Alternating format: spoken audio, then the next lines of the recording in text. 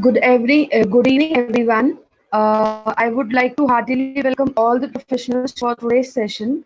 Our today's session is a virtual CPA meeting on global trends in internal audit, a look ahead. This session is organized by Internal Audit Standard Boards of ICAI and hosted by Amravati branch of WRC of ICAI. I heartily welcome you all.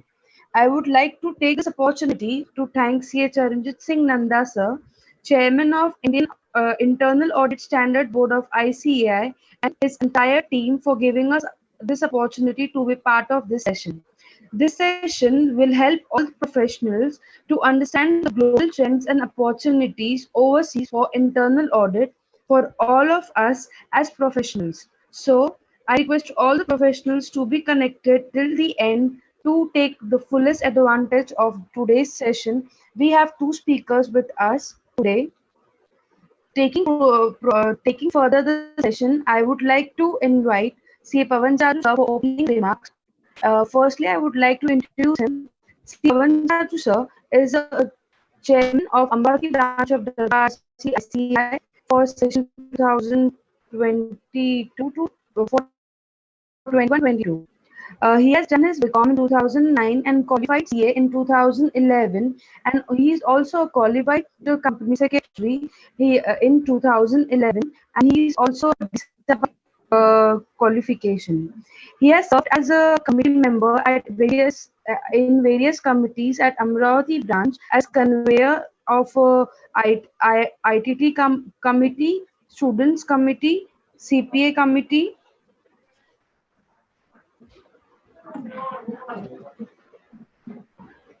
CPA committee, and currently is practicing as a GST professional since 2011. He has been also Treasurer, Secretary and Vice Chairman of Amravati branch in last session. Sir, I heartily welcome you for today's session and would like to request you for the welcome remarks, sir.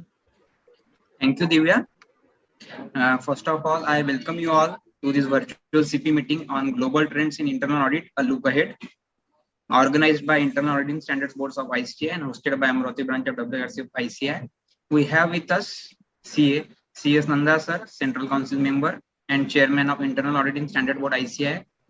We will be having with us CA Gyan Chandra Misra sir, who is also CCM and Vice Chairman of Internal Auditing Standard Board of ICAI. We have with us our today's first speaker, CA Seema Grover ma'am, Global Head Treasury, Insurance Risk and M&A from Dr. Reddy's Laboratory, who will be speaking on crucial communication with stakeholders. We are having next session on internal audit beyond assurance. For that, we have with us CA Praveen Moon sir, Group Head of Internal Audit, Apollo Tires Limited, and we will also be having a session on breaking the silos, adopting an integrated risk management approach that will be taken by CA Priti Sikdar madam, Executive Vice President, Risk Pro India Ventures Private Limited. Discussion on global trend in internal audit is very much important nowadays to provide support to members of ICAI for proactive standard setting and guidance in the area of internal audit. This type of series of internal audit is very much important, and also to raise the quality of internal audit and design to ensure credibility and reliability of the output. I thank Internal Audit Standard Board for giving us the opportunity to host this CPE event, and I request all the participants to please be attentive, and you can type your questions at the message below. All question and answer will be taken at the last. Thank you. Over to MC.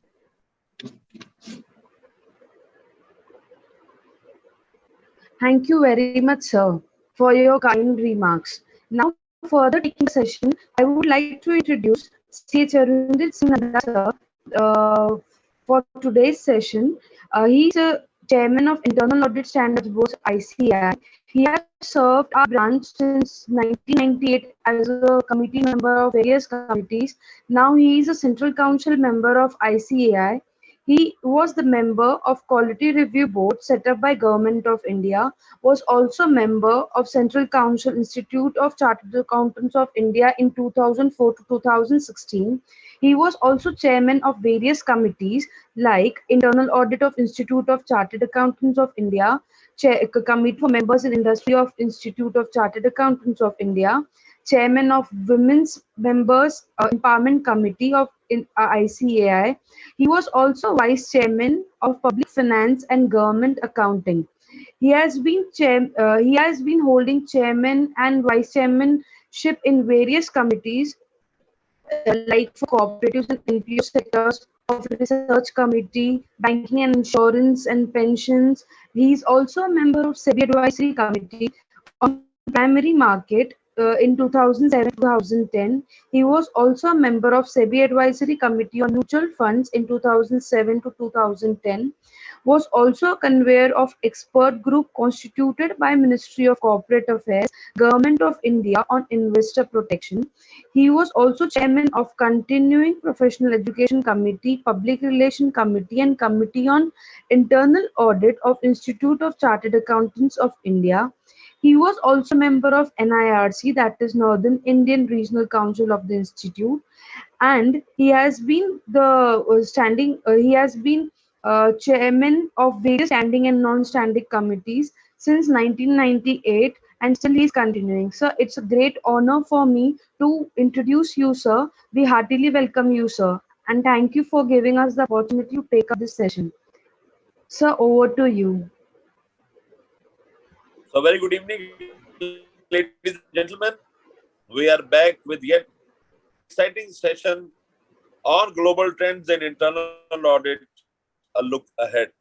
I have with me CA Pawan Jaju, thus Madam Seema and Madam Preeti. The master of ceremonies of today's webinar, CA Divya Trikoti. I have number of people from the technical side, Ayaz. From the board side, I have Arun Agarwal and Surbhi Tyagi, and all members who have come here to go home more enlightened. Ladies and gentlemen, you are aware that we are totally committed to give the best to you. Every Saturday, we have a program. Fortnightly, we have one program on internal audit standards. We are keen to proclaim this sustenance, this technical knowledge to all levels. I want every chartered accountant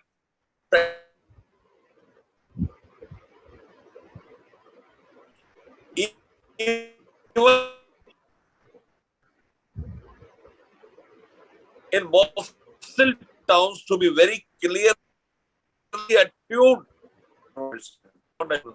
which is a global trend, which is prevalent now. And third is breaking the seal in internal audit.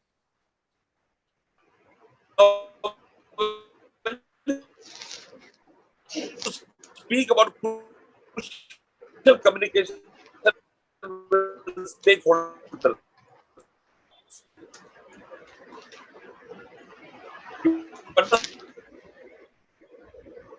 The internal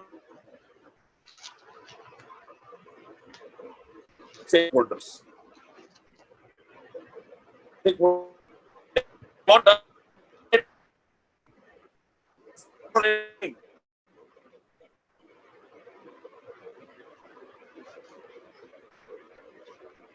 Nanda sir, your voice is not clear. We are not able to hear you, sir.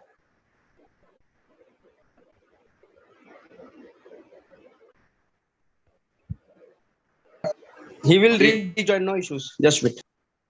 Yeah, his voice was not audible, Pawan. Maybe there might be some network issue. Let's wait for 1 or 2 minutes. okay.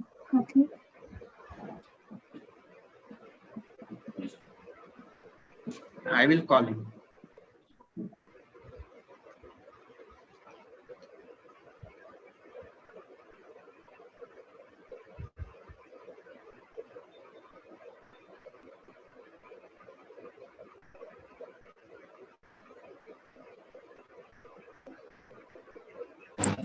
I'm sorry, there was a technical glitch. Am I audible now?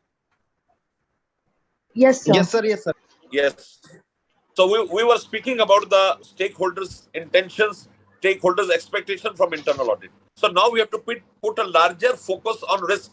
Risk has become very pertinent, very important. Although it is the risk appetite is the role of the board, but still you have to understand and make the management aware of the fact that how long the internal audit, how grave the risk is. You have to take care in making the internal audit reports very accessible and have tailor-made information, because information is gold today and everybody needs to use it for taking informed decisions. Now, flexibility is also needed in the way auditors approach versus the system which has to be percolated and given to the, not only to the client or stakeholders, but to the government and also the regulators. The second topic speaks about internal audit beyond assurance. Yes, beyond assurance, it should be insightful, looking forward internal audit, which is expected now by the clients and stakeholders.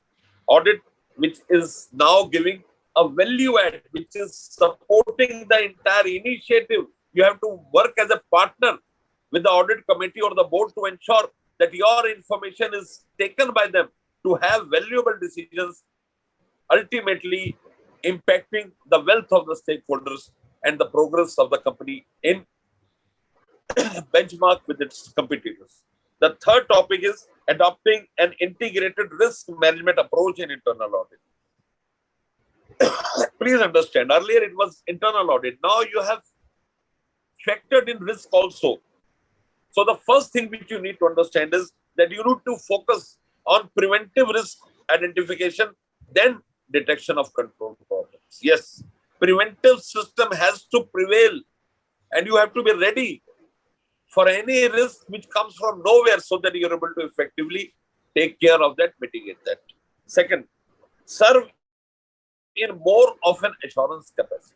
Your every system, every move, every report should give comfort to the client.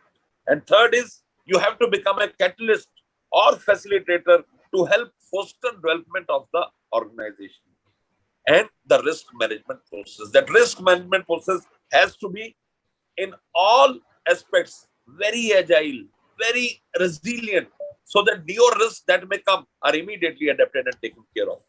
Now, the internal audit needs to be transformed into four very important facets. The first is we have to embrace agile internal audit methods. The newer methods, the day-to-day changes, technology, systems, risk awareness, all are very important. The second, we have to deploy differentiated skill sets and next generation resourcing. You needn't have to have the same resources as resources have. You need resources with different skill sets so that the entire ambit of the business is captured by you. The third is you have to become a change catalyst within their organizations, your client's organization. And the last thing which I would like to say is that as an internal audit, you need to adopt automotive and cognitive technology for risk assessment and continuous risk monitoring. Risk monitoring continuously is very important because I've seen larger companies, big conglomerates who could never take into the risk and they ultimately perished. Yes, certain companies have grown by disruptive practices, but we largely have to focus on our core business areas, and internal audit, essentially being a management function, will help the organization in achieving that. I will not speak much. It's a great PowerPoint session. I can see Madam Seema and Madam Preeti very ready to deliver their lectures. So, ladies and gentlemen, over to the Master of Ceremonies, C.A. Divya Trikoti, who could take the proceedings further. Thank you. Thank you so much. Thank you, Nanda sir, for the welcome remarks, sir. Thank you very much. Now, for taking session further, our first session is upon crucial communication with stakeholders, which be taken over by CA Seema Grover, ma'am.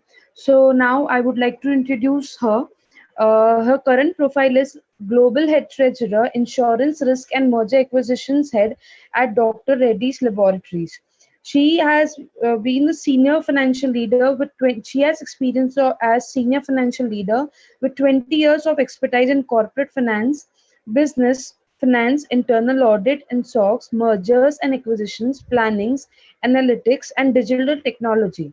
Experience of working with various business units across various geographies in both B2C and B2B space, covering products as well as services, recognized for excellence in functional as well as business domains. Inspirational and authentic leaders who has led by example and created a legacy of excellence and outstanding achievement. Mentored future leaders on ethics, integrity and professionalism. Ma'am, we are have a great honor to have you with us for today's session. due to this virtual thing, we are able to connect with you. We have a very good benefit through this virtual mode. We can connect with people all around the world and all around India to gain knowledge from you. It's a great honor to have you, ma'am, with us. Over to you, ma'am. Thank you, Divya. And I would take the opportunity to thank the ICI Institute and the Internal Audit Standard Board for inviting and giving an opportunity to share and conversations with my CXOs, when I had conversations with my business heads. So how conflict flew, how emotions flew sometimes, the frustrations that sometimes people are not listening to you. Sometimes the stakes are very high. The people involved in the process are the senior guys or business. And many times the people on the table are senior management, and there are different views and opinions. So today I will take through the communication principles. What I will speak about is, one, I will speak about crucial conversations when they happen and how do we understand that they are on the table. The second thing I would connect on is with respect to what are our IIA guidelines and how collaboration, alignment, communication is also inbuilt in the way we do audit today. I think very important, and the core of the slide or of the conversation would be simple three principles I would want to share what I learned from my example, that which you can apply them while you are doing your professional journey. And I have applied them with my daughter, I have applied them in my family relationships also, and they beautifully work out.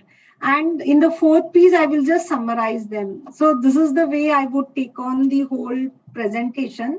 I'll just share the screen, and please let me know that you are able to see the slides. Yeah, are you able to see the slide? Yes, ma'am. We are able to see. Yes, and the ma'am. audience also, everyone is able to see. Okay, thank you. So what as we started, I think many times we all sometimes in conversations get stuck up, and then we don't know how to move in which direction. And sometimes when these conversations become crucial, two things happen. One, we don't understand also it has become crucial. The emotions have got involved and people egos are on the table. Second, sometimes when you understand, two things again happen. Either you get into violence, you are angry, you're frustrated, and you speak your word, and the relationship is torn. Or you become silent, you take everything in your heart, you get sunk in, and you don't know how to resolve for things. So we do not become an effective auditor sometimes on the table, where we want effective solutions to come on the table, the root cause analysis to be discussed. So let me start with a story. I would want to share a story. So this was while I was in my internal audit head stint. We were auditing a marketing business audit. It was an audit. Slowly as we got deep into the audit, what we saw, what there were some red flags. So as you see red flags, you also involve sometimes the investigation folks with you to understand, are these red flags probable or do they mean anything in this process. So when I got more involved in the whole thing, as we went deeper and deeper, senior stakeholders, some of them also got involved, their names coming, and slowly the audit gaps and observations, the conversations started becoming crucial. So what happened there? I want to describe the scenario. There are three stakeholders on the table. One, I am there, the internal audit head. Second, I have to my left-hand side, my business head. And on my right-hand side, I had my CFO. So let me speak. What were my feelings? I said there are gaps in the process. There are facts on the table. These are hard facts. May not be 100% I am able to prove, but yes, they are in direction. They are 75% in the direction, and they mean a lot as an internal audit head, and actions have to be there on the table. This was my thought process. My business head, what was he speaking? He was taking, yes, there are gaps in the process, we may resolve them, but it doesn't mean that there has to be a lot of actions on the table. And he said business is more important because business has outcomes, there is money, there is a process, there is credibility of the person. So those were the kind of conversations he was having. And what was my CFO saying? My CFO was saying, looking at those gaps, he was asking me, Seema, show me more data, show me more evidence. Can you show black and white? I want to see 100% evidence. So slowly, what was happening on the table, three stakeholders, and slowly three things were happening, which I'm pointing out here. We were in disagreement on the actions. I was saying something, business head was saying second thing, and third thing, CFO said something. There are emotions and egos flowing on the table. That everyone had a point of view and one wanted to keep their point of view. And third, credibility of that person or credibility of that business head or the person who was questioned was at stake. So this what became slowly a crucial conversation. And it is very important while we speak to our clients and when we speak to our customers, we have to understand that a crucial conversation has hit in. And in that scenario, how do I navigate so that there is no violence and there is no silence and we are able to come with effective solutions? So why are we here hearing this? As all of you in your experience in audit, we see for us very important is the stakeholder management. Be it my customers, be it my clients, be it my CXOs, be it my founders. There are so many, my professional community. We actually navigate through so many stakeholders. So in this whole scenario, what is important is, for an example, when we do the complete audit process, there is audit execution that we do, and there is an audit conversation, and then this is audit reporting. So what I'm trying to say is, what is the role as an auditor we do? We have to give an assurance to my client or to my company or to my CXOs or to the board of directors that the internal controls are in place, there is an assurance in place. There are no red flags or there are no major red flags that will hit us.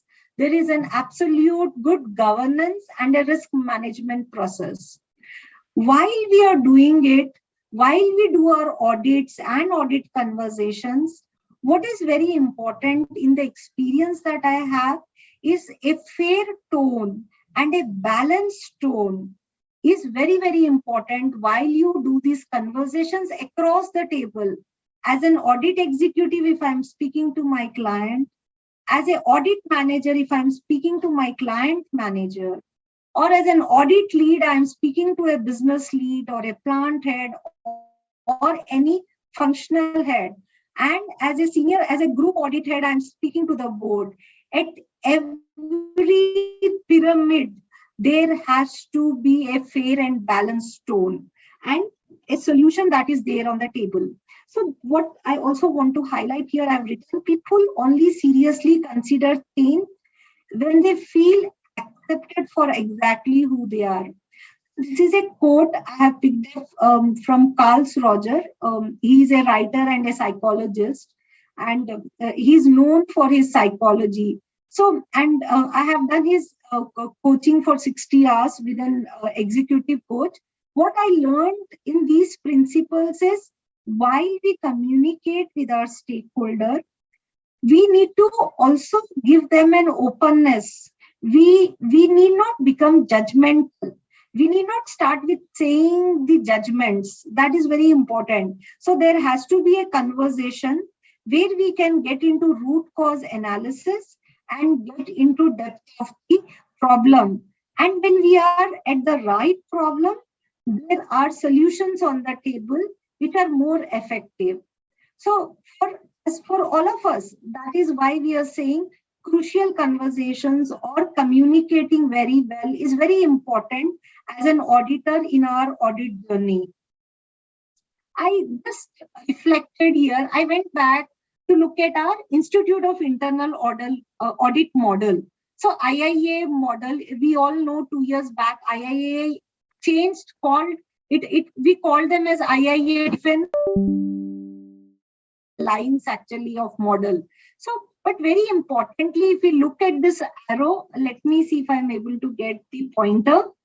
Yeah, so this arrow is both sided. If you see, so between management and internal audit, though my role as an internal auditor or as an auditor has to be independent and objective assurance, but I can also give advice on matters related to achievement of organization objectives.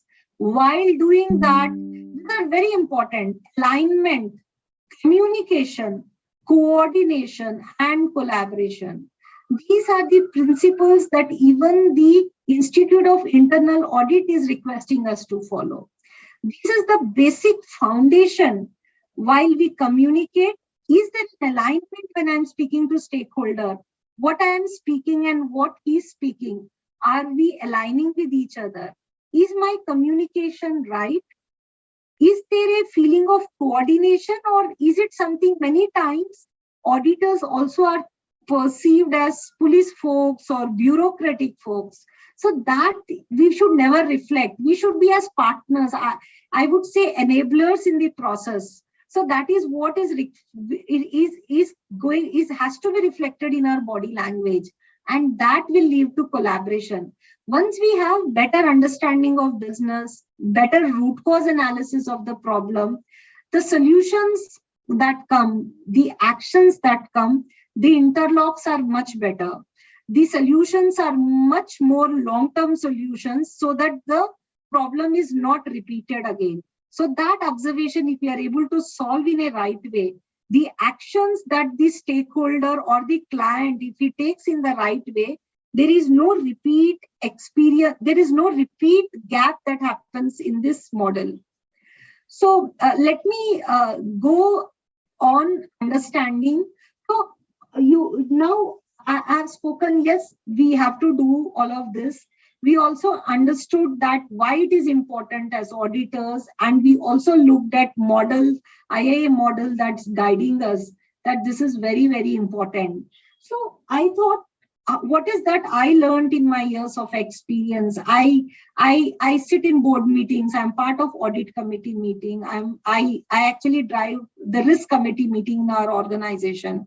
I am involved in very senior management stakeholders, and many times I have been beaten also. So I try to understand what is that I have to do differently to get everything I learned, and to get things right, navigating through, to get conversations rolling on. So there are three things that I would want to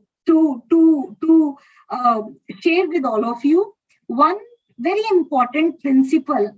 I don't know it is a leadership principle or is it a communication principle, but one thing I understand, maybe our grandparents or some of our family folks also, if you reflect on them, know this.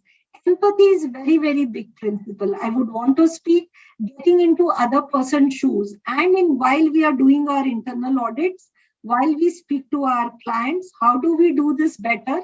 I want to speak about my experiences here. Second important thing is the intent and the language. What is the motive that while we are conversing, and the language we use? And I want to specifically give examples of the language that we use. I will share many of the examples in audit we write, we use, which we should not be actually. And then this is listen, ask and tell. It is actually listen, ask and tell principle. So many times you will find this principle. What is the principle we follow? I will share that. Many of us follow tell principle. We tell people, you do this, you do this, you do this. We tell our children, you study this, you do this tuition, you do this career, you work on like this. We tell our family many times. So actually, to have a holistic and an open conversation, the principle is actually LAT, listen, ask and tell, which I want to share with all of you here. Let me first move to the empathy. So, what is actually on empathy? There's a lot of data written on the slide. I'm not going to read the data. Yeah, I would request people, everyone here can read, but I want to share my story here, my experiences that I have gone through. So there is a book, many of you might have read it. This is 7 Habits of Effective People, and by Stephen Covey, a very, very good book. If anyone have not read it, I would humbly request you to please read this book. And there is one principle in that: seek first to understand and then to be understood. This is one of the principles. So let me elaborate on this principle.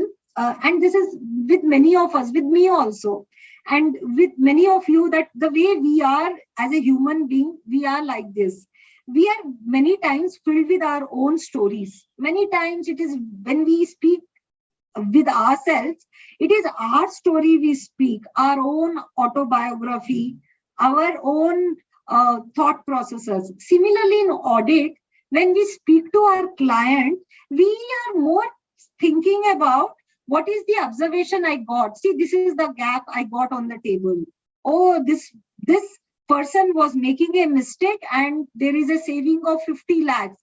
And this is, I have got this 50 lakhs. So many times our mind, we are running our own stories and our own thoughts are running in our mind.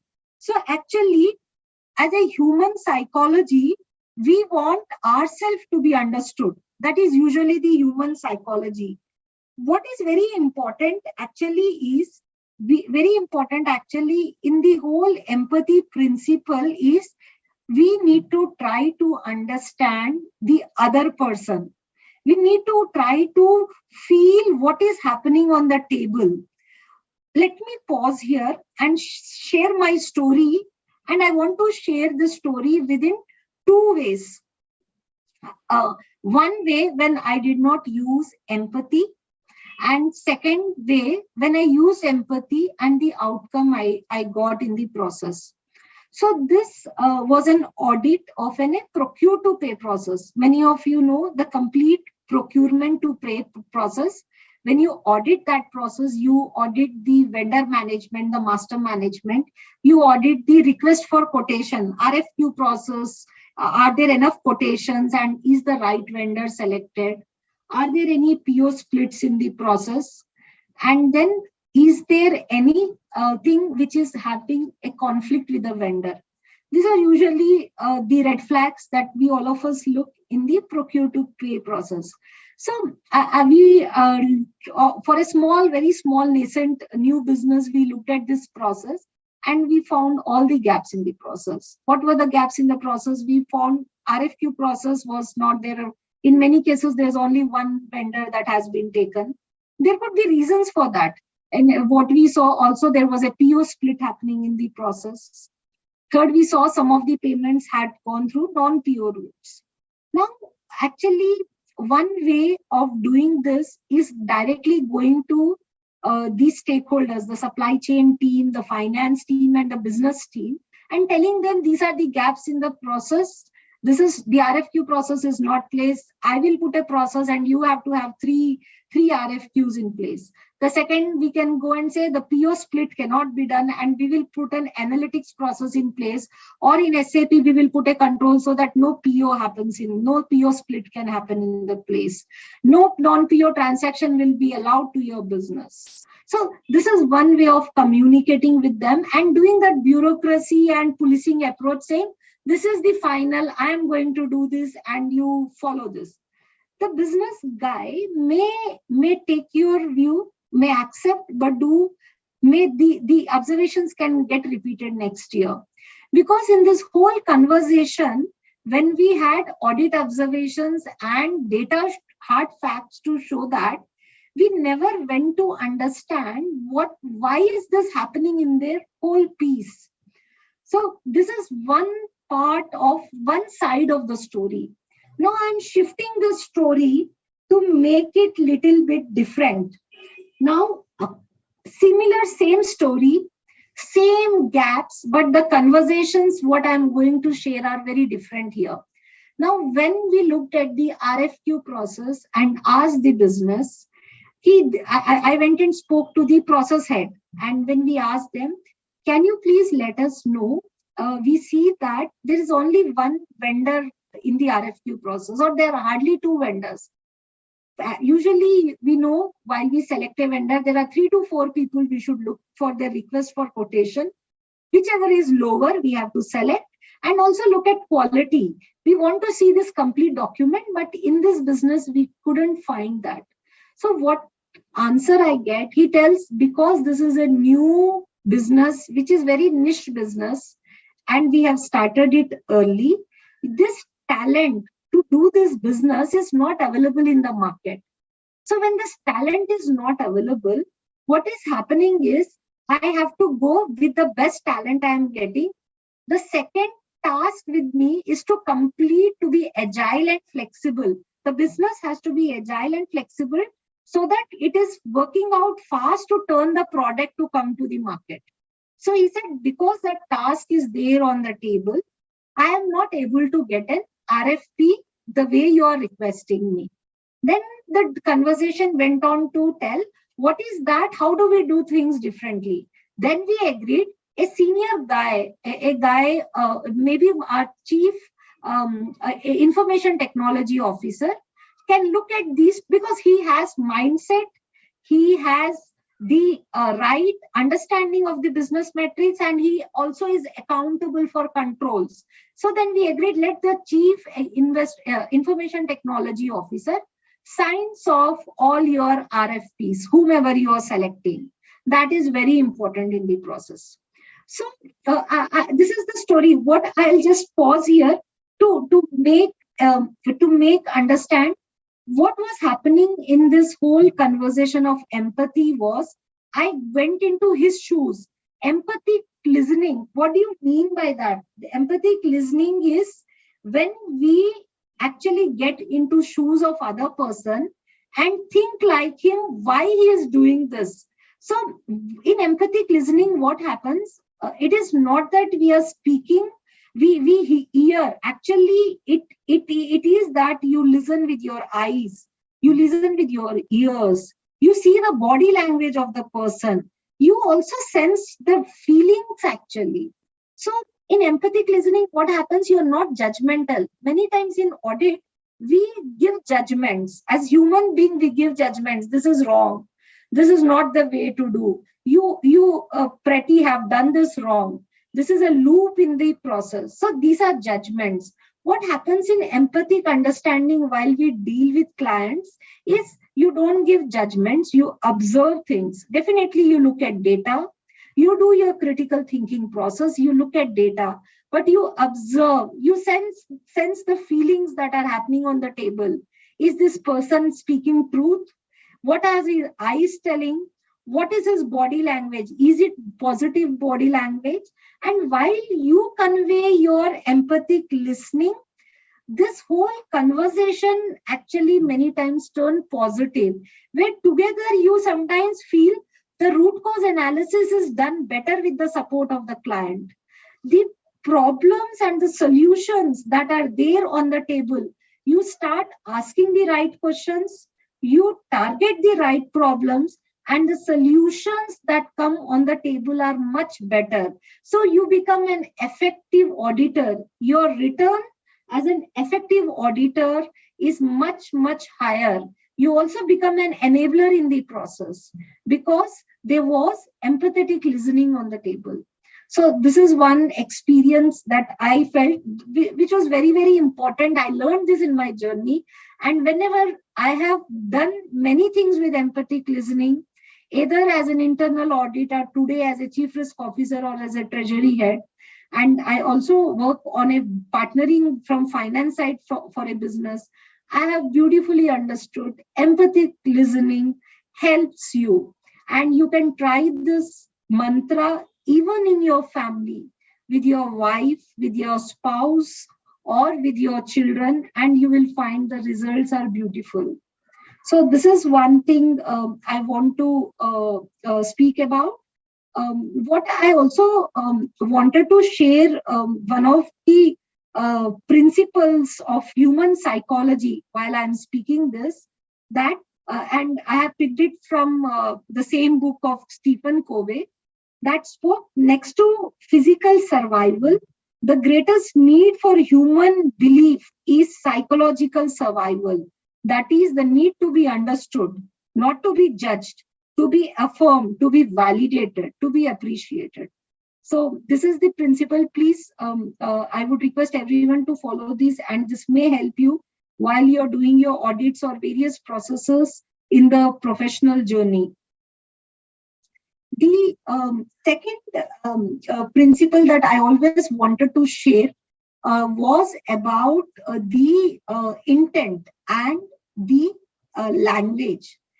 So many times, what I have seen this in organizations or in personal journey also, we are too forceful. We are very hard and we are forceful.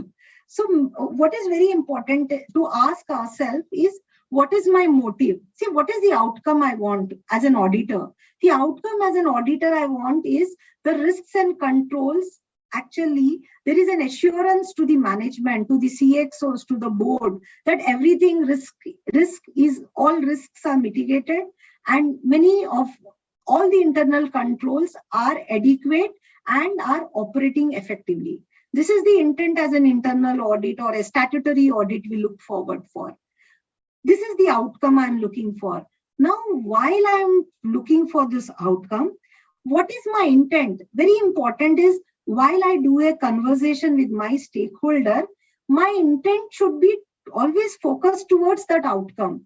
My intent should not be become something judgmental, or sometimes in the conversation, suppose the stakeholder is not listening to us, you get into saying, I will show him one day what his place is. You get into that little conflicts, which are actually very unnecessary.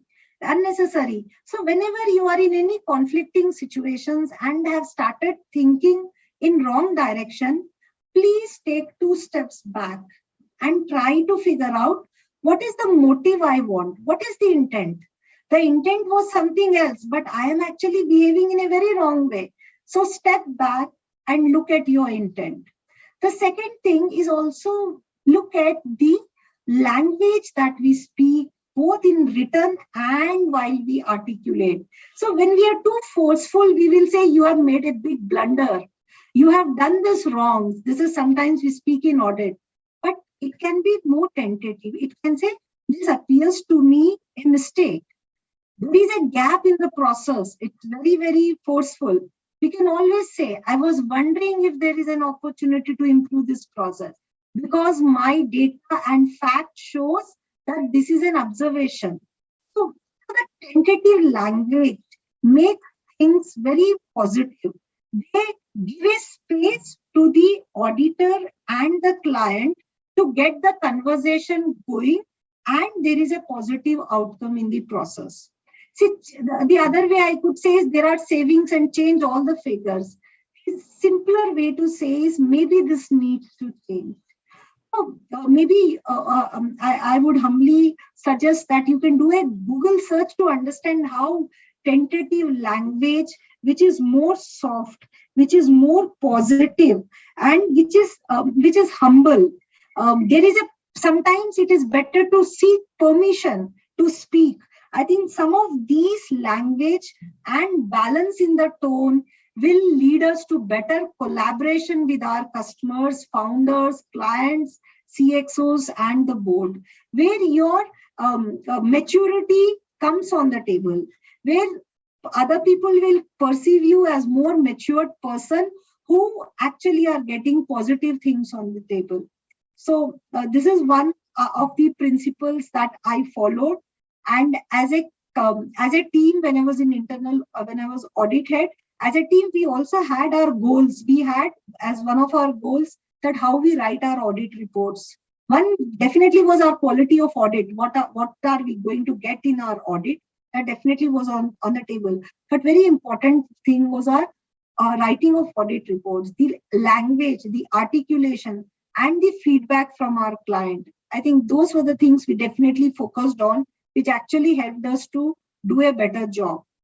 The last thing on the principle that I have learned, and this actually helps us to be an effective person. I would not say effective auditor. Definitely, it's effective auditor, but I would call effective human being also.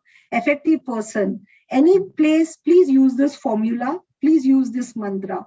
Previously, I would say some 5-6 years back, I would delegate. Whenever I would delegate to my team, I would tell my team, you do this, you please work on ABC, you work on 1, 2, 3.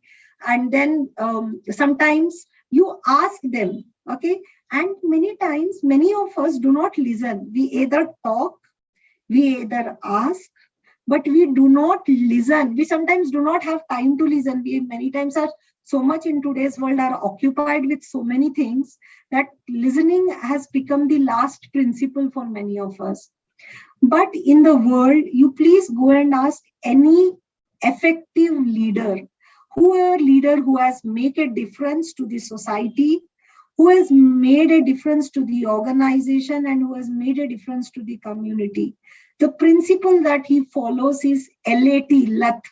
He listens first.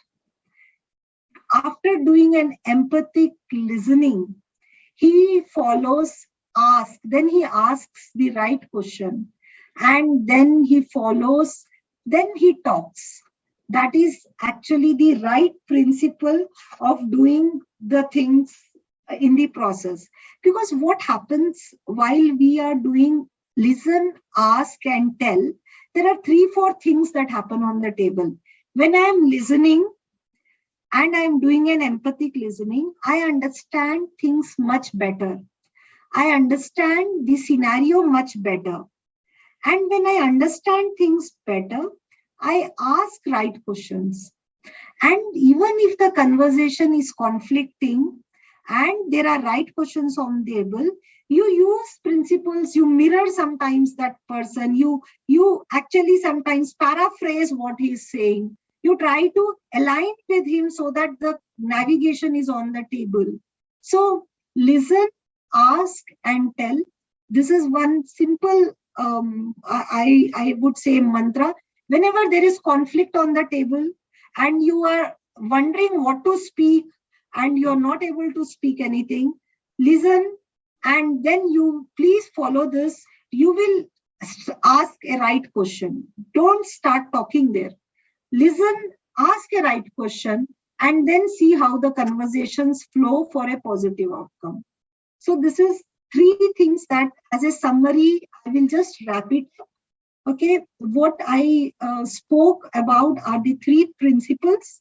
One, the importance of why crucial conversations are important to make us effective as auditors and to make us effective as human beings also. There is a change in the mindset that is required. How we traverse these through crucial conversations. And to make these crucial conversations happen, the simple frameworks that I follow, one was empathetic listening. Then the second was the intent. Do I have the right intent? Am I getting into wrong conversations? I ask myself and I go back to my intent. अरे मेरा तो outcome कुछ और है. मैं तो छोटी unnecessary, I'm getting into some unnecessary conflicts which will not lead to my outcome. And then I follow this principle of listen, ask, and tell. And in my experience, this have led to effective outcome. It has led to consensus. It has led to navigating for solution, the discussion. There was seamlessness in these conversations. They were not stuck up leading to silence or violence. There was seamlessness. Very, very important. There was trust. I built trust in so many relationships. There was strong relationships. There was deposits in relationships where I can go back and do more work. And this all led to success. So these were the few things that I thought I will share with the team here. And maybe the Q&A session, when we have the Q&A session, I'll be happy to take the Q&A. Thank you for this opportunity.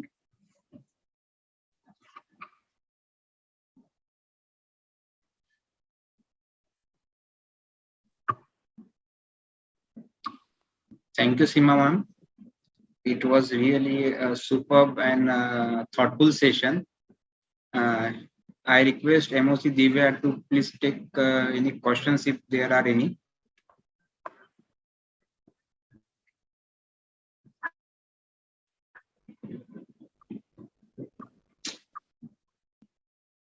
Are there any questions?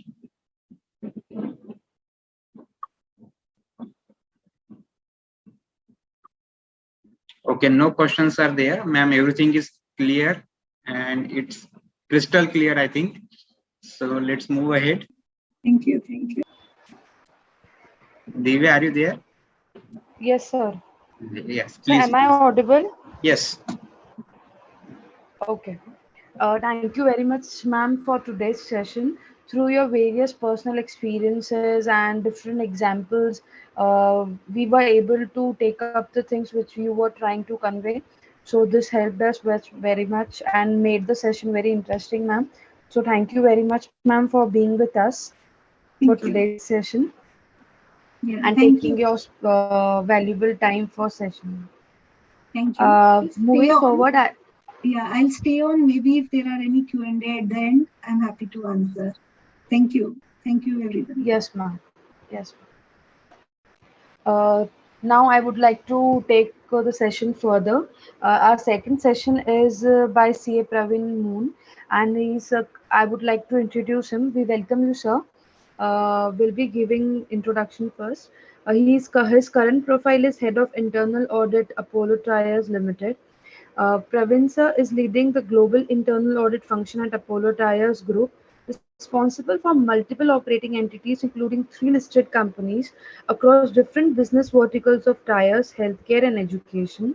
He is also responsible for internal audit works globally, including manufacturing plants in India, Hungary, and Netherlands, and sales and distribution offices across 20 countries in Asia, Africa, and Europe. As a member of the company's risk management steering committee, is also responsible for assisting the business in identifying, mitigating, and reporting business risk.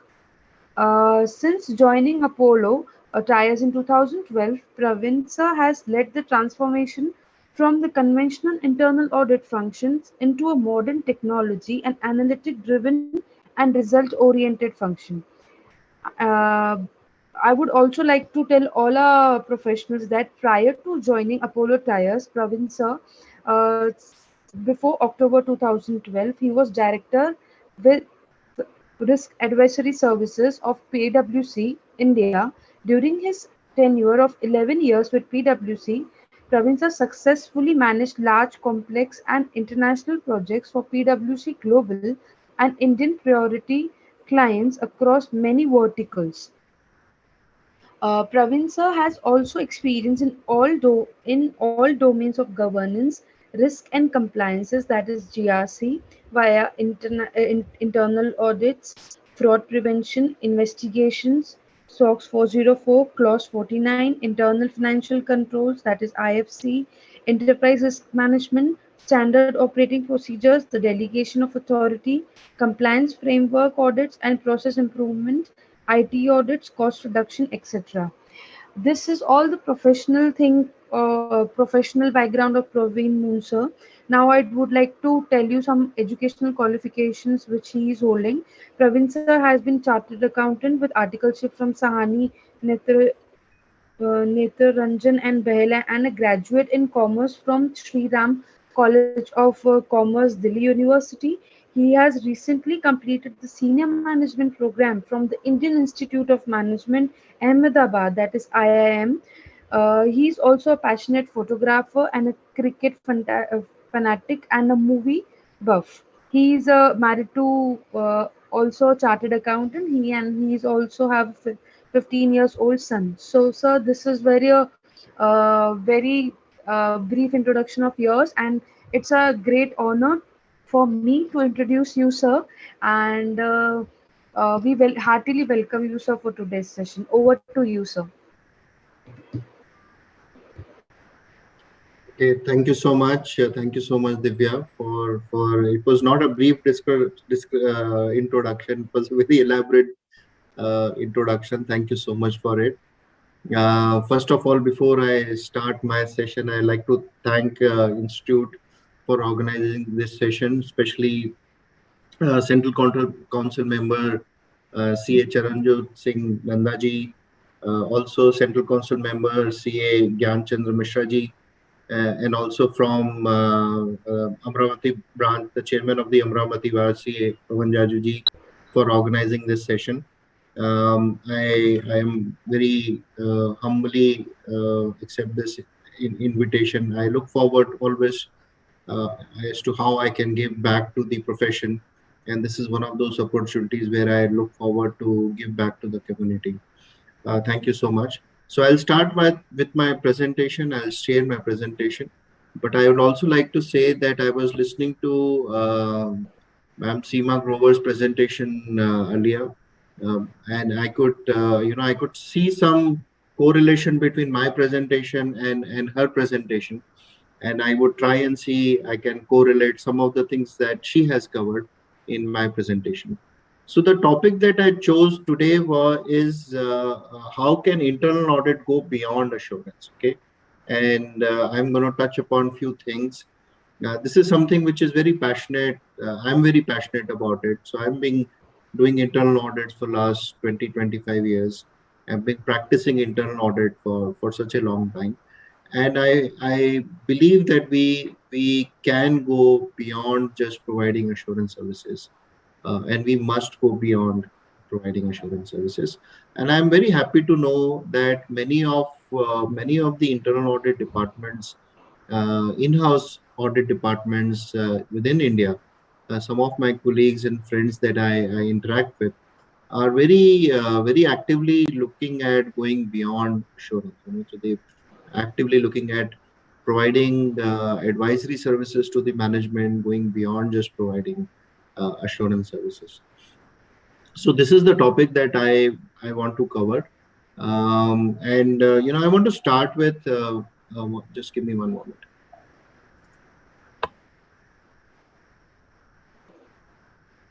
Can you see the full slide, or just you can still see? Okay. So I want to start by just few days back I got a WhatsApp message as to what is an internal auditor, and I thought I'll share this with you. And I'm sure if you're in an internal audit profession, probably you've got this message as well. So who is an internal auditor? Internal audit is someone who spot opportunities like a CEO.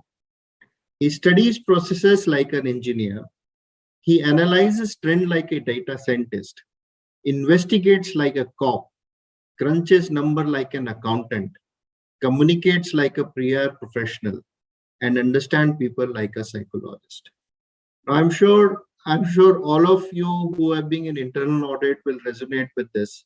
I don't know who is the originator of this thought, but I think it's a wonderful thought. Whosoever compiled this thought, I fully agree with this message. And this was very recent. This was probably just a month back that I got this on my WhatsApp, and many of you must have also received. And I see Seema ma'am clapping, so I'm sure she agrees with this as well. Now, if this is true, and if this is not true, even if we want this to be true, then we need to do more than assurance activities. I'm sure all of you would agree with that. Okay. So this was on a lighter note. Now let's just look back as to what has happened in last decade or so. If not last decade, maybe last 5-7 years. And we've been discussing about all these topics, which has all this topic: data analytics, continuous monitoring. We will use robotic, machine learning. We need to be agile, especially in pandemic. There was a lot of talk about how can we agile, stay relevant to the organization, right? Be dynamic, etc. So all these topics has been discussed very widely in last I would say 5-7 years, if not decade. And we have passed this journey. I think we've been very successful in achieving all this that has been mentioned on the slide. If not all, maybe some things are not relevant to each organization, but whatever is relevant to, we've tried, and we should clap on ourselves and pat on our back that we're being very successful. Especially in pandemic, we've been very flexible, we've been very agile, we adopted to the remote working, etc. So all these things have happened, but all this is focused on providing assurance. Okay, so is that enough?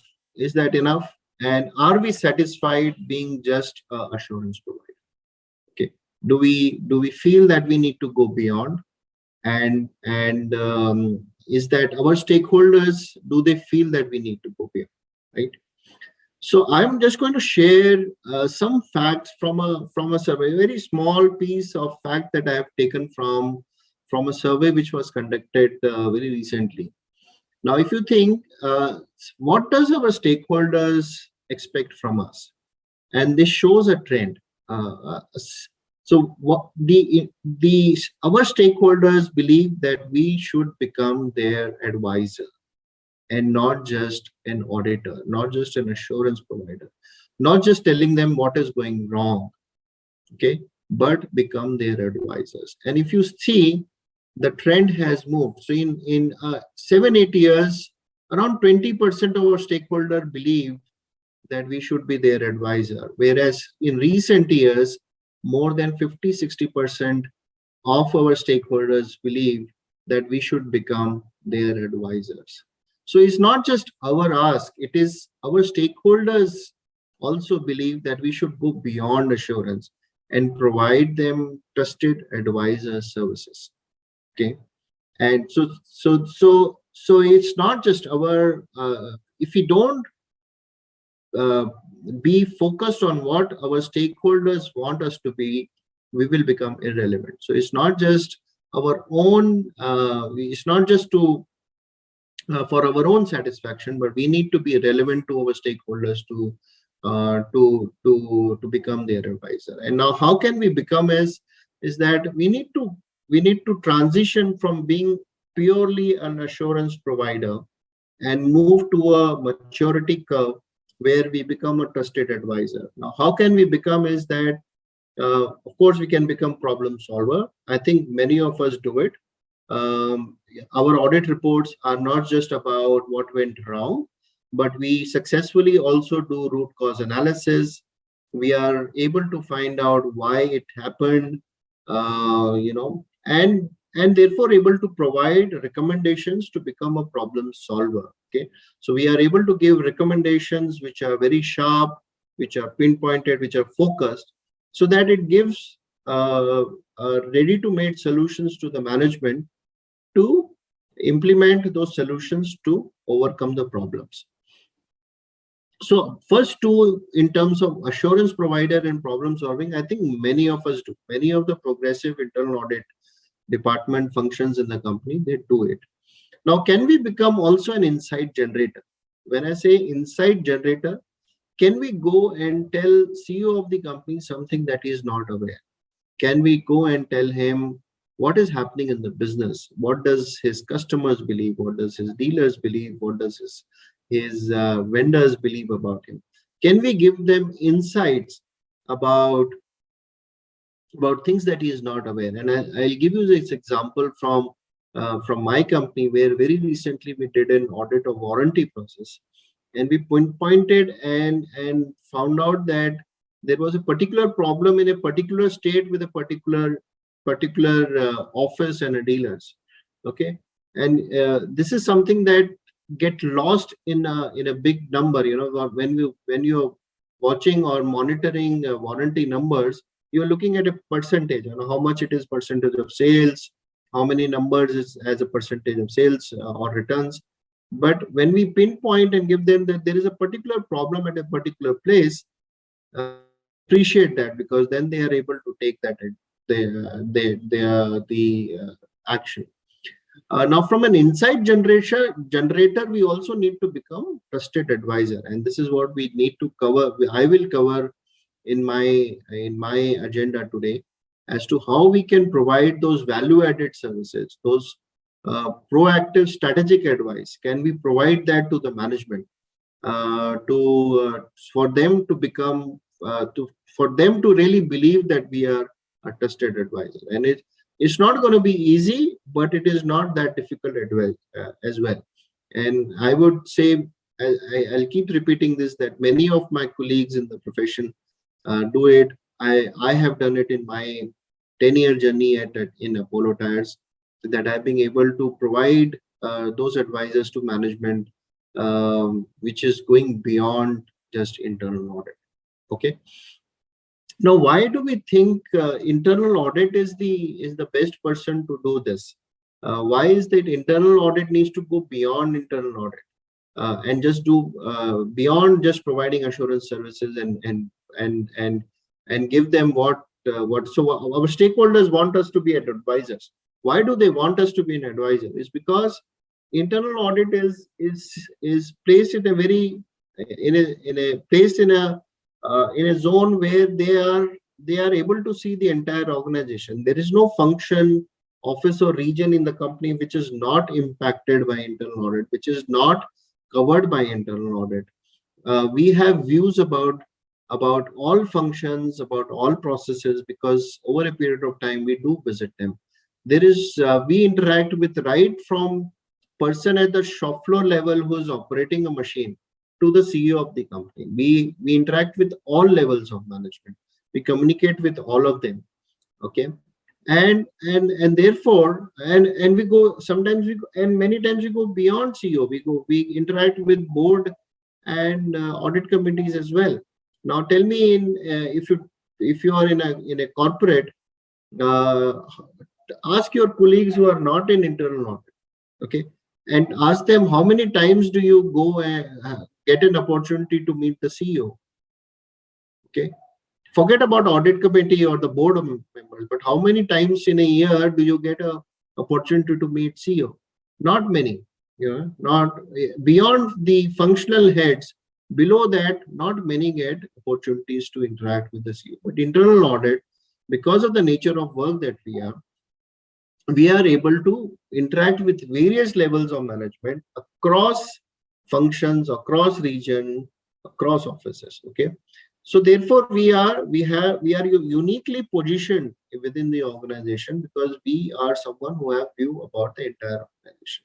Okay, at the same time we remain independent. Okay, so we are independent and therefore we are not emotionally attached to the business or processes. Okay, so therefore we are able to provide more independent view about businesses and what is happening. Right?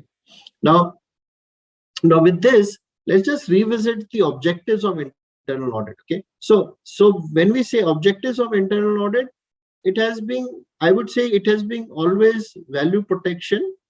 Okay, assurance, which is core, which is not going away anywhere. Which was there 20 years ago, it will remain 20 years from now. We have to provide assurance. We have to protect business. Okay, but at the same time, can we also do value addition? That's the question, because stakeholders wanted. We want to make our job interesting, and therefore, can we provide more value addition service? So the objective has to be really balanced. It cannot just be value protection. Okay, and also there cannot be more weightage on value addition. So we need to strike the right balance between value protection and value addition. Now, I just want to give you an example as to how I do it in my organization. Is that before we start any audit, I sit down with my team and see, is this audit purely value protection audit? If yes, then let's be clear that we will only do value protection here. And there are audits like that. There are audits like that. Like if I'm doing a review of financial processes, I will be only looking at value protection largely. Okay. Whereas when I give you an example of warranty process, or for example, if I'm doing a production planning process or a supply chain process or a logistic process, I would also look at where all I can add value. Okay. And at the beginning of the audit, we identify what all areas in that particular process we will focus on value addition. So for example, on logistic, I can outbound logistic, for example, I can say, let's focus on, can we minimize or can we reduce logistic cost? Okay, So there are various ways about it. Like can I load more in the truck? Can I utilize a bigger size truck rather than two small trucks? Okay. So these are the ways in which I can do a value protection. Whereas in the same audit in logistic, outbound logistic, I would see I am on a value protection. I would see whether I'm paying at the right price for the right vehicle that I've used for the right distance that he has traveled. That is value protection. Okay. Making sure there are no duplicate payment, making sure that for each journey that a truck has taken, I only pay him once. That is value protection. Whereas saving cost, making sure I'm able to transport more within the same time is value addition. Okay. So within an internal audit, I can identify areas where I will do value protection and I can do value addition. And in each audit, we should be very clear at the beginning of the audit where all we're going to do value protection and where all we're going to do value addition. And if that mindset is clear, if that intent is clear at the beginning, Seema ma'am were also talking about intent. If that intent is clear at the very beginning, we will achieve our objectives. Okay. And it's no harm if you are very clear that this audit is only value protection, then be it. Let's not focus on value addition. Okay. And also be very clear in this how much focus you want to put on value addition. Maybe it is just 10%, maybe it is just 5%, maybe in some audit it could be 30-40%. Okay. But be clear about it. If you are clear, your team would be clear, they would go with the right intent, they will go with the right mindset and be able to achieve the objectives that you have set out to achieve. Okay. Now let's just focus on what is that value addition activities that we can do for management. Okay. So value protection is something that we all understand, and I've in this initial 5-6 slide I've tried to segregate as to what are the expectations and what is the difference between value protection and value addition. Now let's just say, so we're not going to talk much about value protection. Now we're going to talk about what is that value addition activities that we can do, what is that advisory activities that we can do. Okay. And how to develop that kind of mindset. Okay. And how do we achieve this? Okay. So I want to start with this model, which is a very famous model, which is called as 3 lines of defense. Now, I'm sure all of you would be aware of it. It was the 3 lines of defense was formulated by Institute of Internal Auditors. And this is very, very famous. So first line of defense is always like the people who are operating the controls. So they are the people who operate management controls. And so they are the first line of defense. So they are the one who make sure all processes and controls operate effectively. They are the one who's actually operating the processes. And then there is a second line of defense, wherein there is a supervisory management. There is a management which is into the monitoring and supervisory group. Okay, maybe the head of finance, maybe the head of procurement or head of sourcing, right? They are the second line of defense. They don't operate the processes, but they exercise oversight over the entire management, and they act as a second line of defense. Okay, and then there is internal audit, which act as a third line of defense. Okay, so we come at the last. Now, as a first line of defense is the controls. Okay, so controls and fairly defined processes is the first line of defense.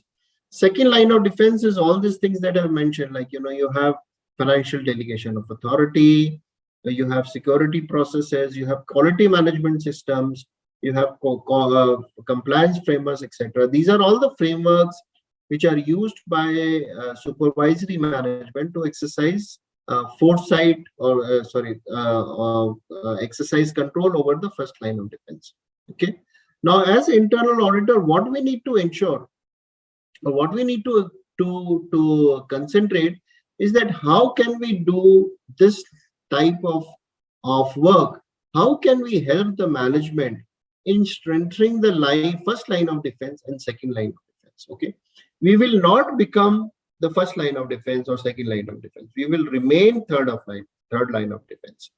But we can certainly help the management in strengthening the first line and second line of defense. Okay, and through this chart, what I'm also trying to project is that third line of defense is meant for audit committee and the board of directors, and also to the senior management.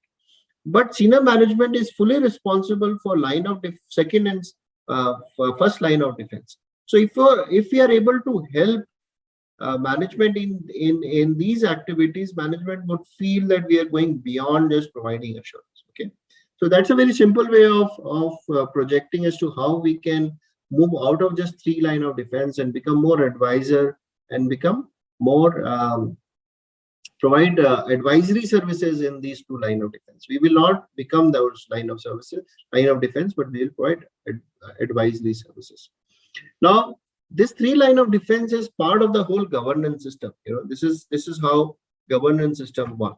Now, I just want to put that when we talk about governance, the governance is not just corporate governance. So when we talk about governance, we only think about corporate governance. Okay, but this is not about corporate governance. What we have to think also is that the governance system is about organization governance. It's not just about corporate governance. Corporate governance is something which is concentrated at the board and at the executive management, the CXOs of the company, right? But organization governance is at all levels of management. Okay, so what we should concentrate is that how we can help in developing a better organization governance rather than just on corporate governance. Okay, and just with few examples, I want to differentiate as to what is a purely a governance activity and what is a governance advisory activities. Is that when we are looking at corporate governance, we are looking at entity level controls and having risk management framework and legal management framework.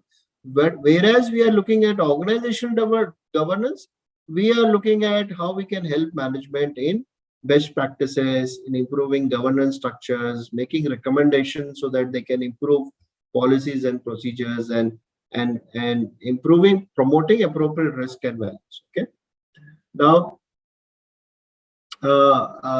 with this, I also want to just emphasize on what all activities we do to provide assurance in the purely corporate governance, or what all services we can provide in strengthening the organization governance. Okay, so all this, apart from internal audit, we do all this work.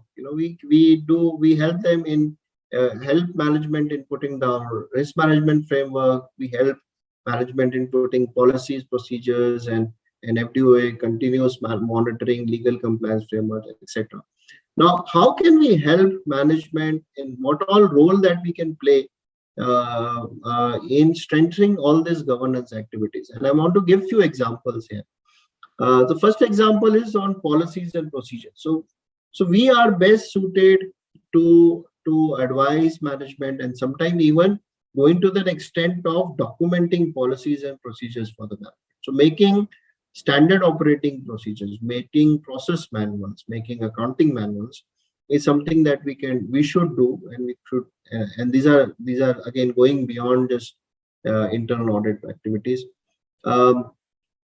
Financial delegation of authorities, and I would say I have designed multiple financial delegation of authorities in my career for primarily because as an internal auditor, you have insights as to not just what kind of transactions happen, what is the volume of transaction, what is the risk involved in each type of transaction, and therefore how much should be the delegation of authority from the top to the senior management and to the operating management. So, and obviously we are, because we have insights about the entire company, we make sure that the financial delegation of authority has adequate coverage. Okay, so nothing gets missed out and all aspects of financial transactions get covered. Okay, now also we also help management in doing risk management. I am part, and Apollo, I am part of the risk management steering committee. So I sit in the risk management steering committee, and I review all the risks which are presented in that steering committee. So and I've helped my company in making in streamlining risk management in terms of, we made the process, we need what should be what kind of the process, what kind of risk should come in a risk management steering committee, etc. In my previous experience, I have also done risk management framework, whereas I have sit down with the management and identified what are the business risks you are facing, okay, and how to mitigate them. And making those appropriate risk management framework, risk register, etc., is something that I have done very elaborately for multiple companies and within my organization also. Okay, SOX and IFC, I think this is something which we as internal auditor, we complement very well. So I'm not going to elaborate. I'm sure we are also already doing this. Also, few of the other things that we should do is that go beyond just looking at finance, operations, compliance, but also look at IT. And this has become, especially in pandemic, it has become really a very hot topic, because we had a lot of cyber attacks. And I'm sure if you are in any of the corporates, you would have, any large organization, you would have had some kind of cyber attacks, minor or major. So how can we make sure that we need to make sure that our IT defenses are to the tune. So I sit in my company's IT security steering committee. Okay, so that's the kind of emphasis we have in this company. So we have an IT steering committee, IT security steering committee, and I sit in that, and I'm able to provide those services and make sure that the company has those right kind of mechanisms put into place to ensure that cyber defenses are up to date. Okay, even to the extent of sometimes selecting some of the vendors for cyber security, I'm involved in those. Right. I'm also part of the team which is responsible for responding to any incidents of cyber security. So if there is a incident, there is a cyber attack, or there is an incident, I am in that team to ensure that all responses that we do, within the few hours, within next couple of hours, 2 hours to 24 hours to 48 hours, I am part of that team. So internal auditor can play that role of making sure cyber defenses are up to date. Legal compliances again is something that we could do. So not just doing legal compliance audit, but how to make sure that the whole framework. So legal compliance is generally a responsibility of a compliance officer, which is generally the company secretary, and that person ensures that we have a framework. So we do audits, but how do we make sure that those compliance framework is up to date, is adequate, etc.? Do we have the coverage? Are we covering all offices? My organization is more than in 20 countries. We have large business. We have very diverse business. So to make sure that every part of our business is covered is something that we can do. And continuous monitoring is again something that we've been discussed in the past, is that again, continuous monitoring is part of second line of defense, but we can help management is putting down that framework as to how to achieve a good continuous monitoring framework going forward. Okay. So now all this will help us in achieving that journey. Because I made this point that this whole journey from just providing assurance services to become an advisory services is a journey that we need to all cross, and all that I have elaborated in my previous slide will help us in transitioning from providing just assurance services to advisory services. Now,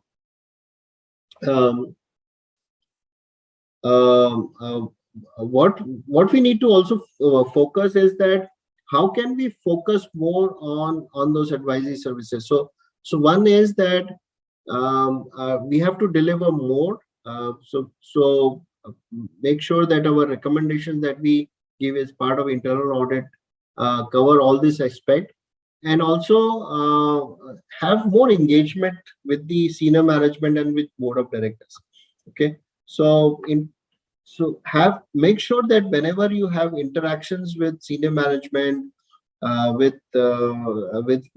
board and board of directors and audit committee, make sure that whatever time that you are able to spend with them, they should feel that it's really enriching. Okay, we should not just go and tell them what is going wrong, but make sure that they get adequate insight from all the internal audit activities that we do.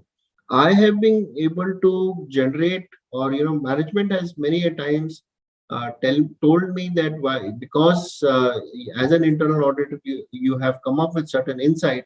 Why don't you go and implement it? In the sense that, why don't you find a solution and go and implement it? And I've very recently we did an audit of global audit of an area where we do a lot of investments. We buy a lot of machinery of a particular type, and we found a lot of problems in that area. And management said, okay, why don't you develop the whole solution? We needed a standard operating procedures. We needed an IT system to manage those equipment. I said, why don't you develop it? Because you've studied the processes so well. Why don't you implement it? And we did not shy away from it. So we took it as a challenge, and ensure that this project. So it took us 18 months to do the whole project implementation, but we were able to do it, and I'm very happy with this with my team. Now, how can we? I just want to conclude my presentation as to how we can become that trusted advisor. How can we become? How we can provide that advisory services? Now, this is very important because it's one is to talk, but how to deliver is very important. And there are many things that we need to do, but I want to focus on just two things. Okay, one is that be focused on management. Okay, so just don't focus. So we say we report into the audit committee because we are internal auditor, and Companies Act mandate us that we should report it to the audit committee. But we should also be very focused on what management. We are there because of the management of this company. Okay, so all this is also very very clear, is that I'm not talking about tone at the top and things like that, and ethics of the management. And I'm sure all this is taken care of. So I'm saying that the tone of the top is right. The management is ethical, etc., etc. So all this is given. If it is not, then we should not be there in that organization. So if it is there, we should focus on what is required to be given to the management, and then develop mindset for to be management focused, and develop people, develop our team, so that they are able to give what is required to be management. I'm going to give few pointers as to what I believe we should do to be management focused and to develop that kind of mindset. Now, to be management focused, I think it's very important that we develop those insight, or we are able to think like a senior management. Okay, so not just be at a process owner level and see what we need to do to solve this problem, but just keep senior management also in mind, and to be in his shoes. That is what Seema ma'am was saying, that be in his shoes or her shoes, and imagine what his or process owner is going. Similarly, imagine what senior management want from internal audit, and prepare your audits reports keeping in mind the senior management. Okay. And when I say prepare your audit reports keeping senior management in mind, is that usually when you're presenting to the senior management, and say if it is a PowerPoint slide, usually we do not have more than a minute to present one slide. This is actually the time that we get. So what is the best possible or maximum possible that you can communicate in a minute is possible only if you prepare your audit reports keeping the senior management in mind. Okay, so I always tell my team, if your issue is understood by CEO, the rest, everybody else, right to the shop floor level, people will understand. Okay, the CEO is the one who's not working in the shop floor level, who's not in the field, right? He's not visiting the customer, but if he's able to understand your issue, then everybody else will be able to understand. Make sure that the work that you do includes all the facts, trends, and flowcharts. Okay, so just don't tell them what has happened now. Tell them what is happening for last 2 years, 3 years. Give them a broader picture. Okay, trends always portrays better picture than what is happening right now. Okay, can you be more functional oriented than a process oriented? If you're working for a large company like me, we have 7 plants all over the world, and we are in 20 countries, and within India we have some 150 offices. We would have some 30-40 warehouses around the world. Now I can go and do an audit of a warehouse or one company or one plant, but can I develop a holistic approach by which I can give a view across the company? Okay, when I give a view across the company, management gets to know what they need to do, act upon as a company as a whole, and not plant individually. So it's very difficult to do a functional review. It's very easy to do a plant level review or a office level review or a process level review, but it is very difficult to do a functional review. But it is very interesting work to do. So I will challenge all of you to do that. Okay. And also make assessment based on what is weak, what is moderate, what needs improvement, etc. Try to give messages in a very clear, crisp manner to the management, so that they are able to understand what you're trying to say. Okay. And the second thing, which is also very, very close to me, and I pay a lot of focus on this in my day-to-day life, is that how can we develop that mindset and develop people so that we are able to deliver the job that we want to give. So I always tell my people, think like a CEO. If you're doing an audit, always think like a CEO. Okay, even if it is a very routine accounts payable job or a procurement job, think like what is that CEO would be thinking in that process. He must be thinking that I should buy at the right price. I should buy at the right time. There should not be an over inventory. There should not be an under inventory that results in plant stoppages. If you think like him, think like what he would be looking at in that process. If you think like him, you will be able to add value to him. You will be able to generate those kind of insights that are needed for him. Okay. For me, each auditor should have an end-to-end responsibility. So I tell them that you are responsible for end-to-end. So okay, so you're going to plan the audit, you're going to execute the audit, but also you're going to present it to the CEO of the company. Okay, so if I just tell them to be CEO, it will not do enough. But when I tell them you are going to go and present it to the CEO, then they will start thinking like a CEO, because then they feel that they are the one who's going to make that presentation to the senior management or impression to the senior management. That is their opportunity to get noticed. Okay, I am a very firm believer that there should be a very good, strong job rotation. So people from internal audit should go to operating line function, and from line function it should go to internal auditor. And that's how you develop, that's how you able to develop that kind of mindset. People who have been into the operations, they are able to come back to audit, and vice versa. Okay, that is how you are able to develop your people and develop that mindset. Have a very diversified team. Don't just look at. So I firmly believe that internal auditors have right kind of mindset and etiquettes to be an internal auditor. But don't shy away from hiring any other profession. Okay, if you need to see, so a lot of companies have this concept of guest auditor, where they get someone from the company to do an audit. But I would say don't shy away from having, say, engineer or any other profession, maybe an MBA, also as part of the team. So your large part of your team may remain chartered accountant, because that is what we are best suited to do that. But if you have someone who is little different than you, he's able to add a different kind of dimensions to your work. And I've had an engineer, who had a lot of experience in supply chain, end-to-end supply chain processes, and I had that in my team for 2 years, and he added tremendous value to the work that we did. It was very well appreciated. Okay, so these are two couple of things that I wanted to mention about how we can add value, and how to make it possible that we can add value. Okay. So with that, I will end my presentation. I'm open to any questions, etc., that you may have. I'll be happy to answer.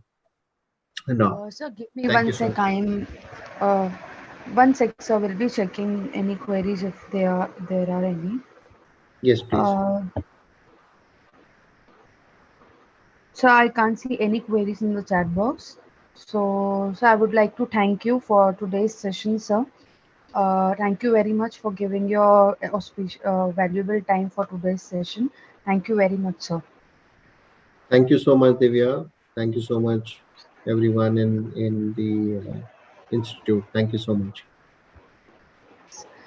Taking further session today, I would like to tell you about the session 3, which will be taken up by CA Preeti Sikandar, ma'am. I hope she's here, right? We welcome you, ma'am. Her today's topic is breaking the silos, adopting an integrated risk management approach in an internal audit. Her current profile is Executive Vice President, Risk Pro Ventures Private Limited. Uh, Risk Pro India Private Limited is a boutique risk advisory firm specializing in risk and SOC2 audits. She has over 25 years experience in assurance, risk consulting and compliance. She has been a DISA faculty and have spoken at many of the forums of ICA and ISACA.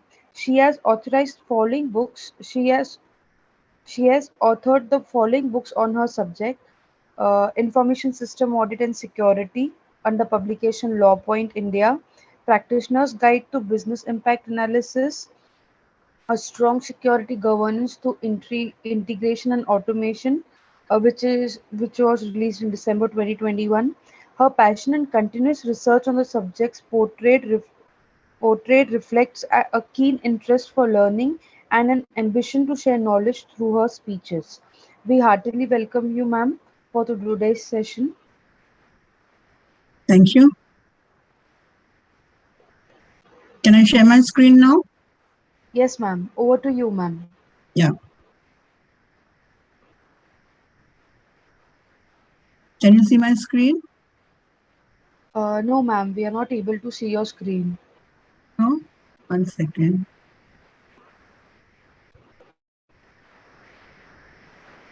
There will be one option, share screen. I know that. I did that, but this is Zoom, right? Okay. Right, ma'am. Various things, it's a bit different. Okay. Okay, it shows that where I have to share. Now can you see? Okay. Yes, ma'am. Only you have to do that. You have to click one more time here in order to share the screen. Okay. Okay. No problem.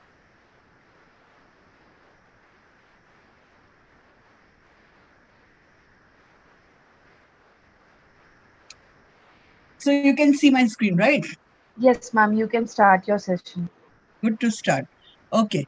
So I'm thankful to the ICI. They allowed me to choose this topic, which is very much close to my heart. And I always felt from day one when I qualified as a chartered accountant in the year 1993. Okay. And I've always had the opportunity to work with big companies. So I always felt that somewhere something is missing, in going in conventional way of audit, internal audit, and then new things constantly developing as far as technology is concerned, and new compliances coming around, and the whole global scenario, global business scenario.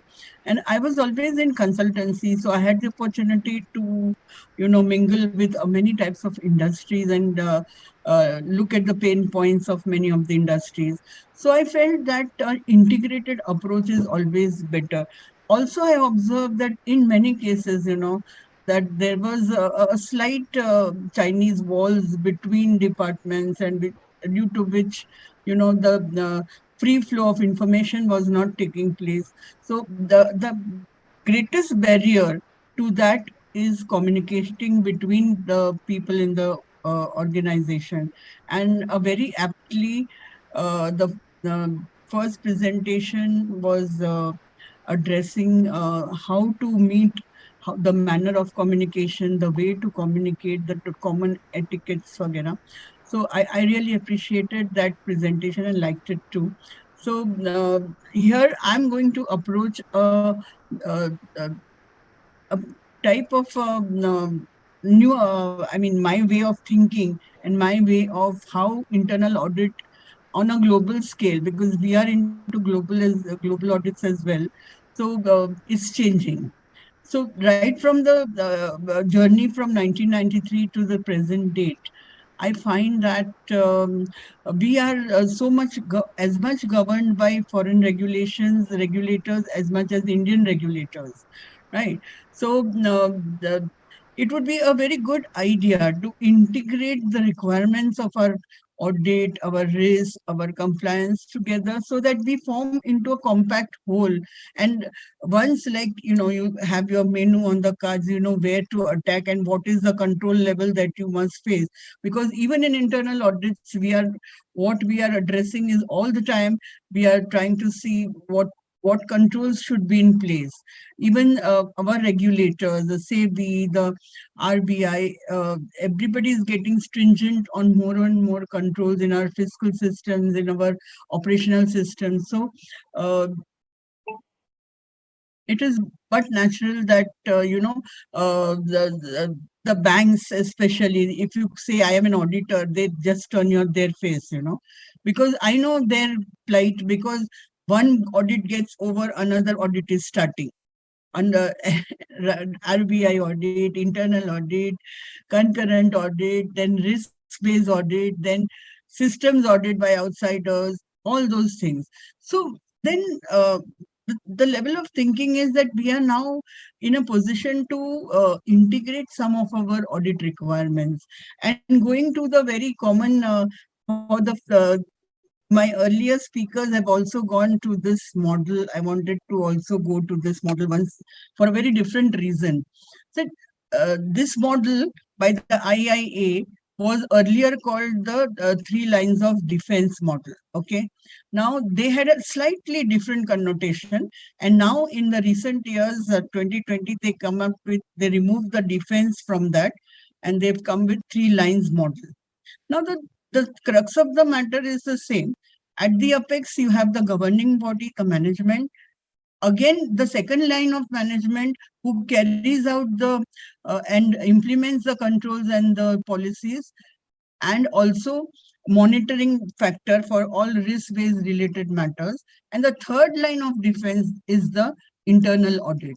And the internal audit will see to it that the objectives and the goals of the business, both the internal audit goals also, as well as the goals of the business group, are met and complied with. Now, again, another dimension is coming up. If you have an office in the European Union or you are governed by the GDPR, are you compliant with that or not? But down the line, it is hitting your bottom line, because the penalties are very high. Whether you are hit by a SOX audit, whether you are hit by, so somewhere or the other, the agenda of the internal audit has to be refined in such a way that it includes the compliance and risk factors also. But now we are moving from GRC also. We are not now agreeing to call ourselves that this whole factor as a governance, risk and compliance. We are moving to integrated risk management, because Sir has also addressed in the beginning that risk is the essential part of the business. And if we address the risk factors, we are addressing a lot as far as controls are concerned. Because with every exposure, every risk, there has to be some control during mitigation. And the monitoring or the audit of these controls can be the responsibility of the internal audit. And that is how the topic has, I've come up to, that we must have a sort of an integrated approach towards internal audit. Now, what are the pros and the cons, and what are the limitations, why we are still not able to achieve a level of maturity? We will go through very fast, but because of the paucity of time. But let's consider why and how. Okay. So am I going? So let's start from the beginning. Let's see the background, where we started from. So one of the biggest challenges for internal audit is limited visibility into risk and controls. So traditional internal audit departments had very little exposure to risk assessments and the like. So there is a skill gap there. Though internal audit is an invaluable function of the enterprise, it is limited to a bird's eye view of these intricate details, which models review scope and go by set criteria mainly related to financial control. And you will observe that in every internal audit, they try to typify the audit by having a sort of a checklist or a tick list audit, which they hand over to the internal audit staff. So this was one of the drawbacks. Then the board's audit committee, senior executive, risk managers, and the business need to increase the internal audit's impact, influence, and value. To do so, they have to give a facelift to the internal audit, which can only be done by the senior management. They have to give importance to the audit. They have to have a skill enhancement done. The internal audit should be well equipped in doing risk-based audit as well. The right things relate to the risk and challenges that are most important to internal audit stakeholders. So what is it in governance that we are seeing? That the rights of the stakeholders are upheld. The rights and the objectives of the company are under. That is the first layer that we see in the 3 lines model. So if that is achieved, then your objectives for audit also should be achieved. Because down the line, we audit because we want a personal enhancement or proper compliance to policies and procedures, rules, and the processes. Now, nowadays, if you ask, there's a new definition of internal audit. We want to improve operations and look for more effective ways of working. So that has crept inside the internal audit to help protect assets and corporate brand also, to give advice to chief executive officers, chief operations officers, COOs, CISO, CIO, and other senior leaders to enable better decision making. So now you are taking one step ahead and trying to say that, yes, I want to advise and recommend some measures by which the decision-taking ability of the C-suite managers will increase. Then to thwart the fraudsters. Okay, so now cybersecurity also is forming a part of the agenda, and to act as change agents for the organization by continuous improvisation. My friend in the earlier also, he has pointed out that we need to have a continuous program so that, you know, we are continuously upgrading our skills to meet the challenges that are coming, both in terms of risk as well as compliance. So, okay. Sorry, I have forgot to. Okay. Okay. So this we have considered. Now we definitely see a changing face of internal audit. A holistic view of business operation in the context of environment, internal and external, as well as risk factors. So if we want to have risk also incorporated in our internal audit, then what is very important is to take a holistic view. You have to take a global view always of the environment in which our business exists. It can be an internal environment, it can be an external environment, as also the risk factors that slowly make a sea change in how we view internal audit. So once we start thinking on this way, it's already happening, and it will happen in future. It has to, because otherwise we will be uh, too much on doing administrative audits rather than doing really what makes gives value to the organization. A successful integrated approach starts with a robust organizational risk assessment.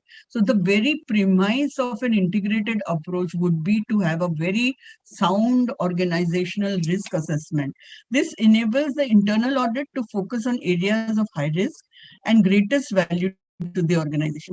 The minute you say, I want a risk-based approach, you are going to prioritize the risk. That means you are going to give weightage to the high risk and take up on a priority basis. Start by reviewing and understanding the strategic priorities of the business. So this goes much beyond the checklist. It goes much beyond the checklist, and you are beginning to understand both the context of the business, the requirements of the business, and the business priorities as well.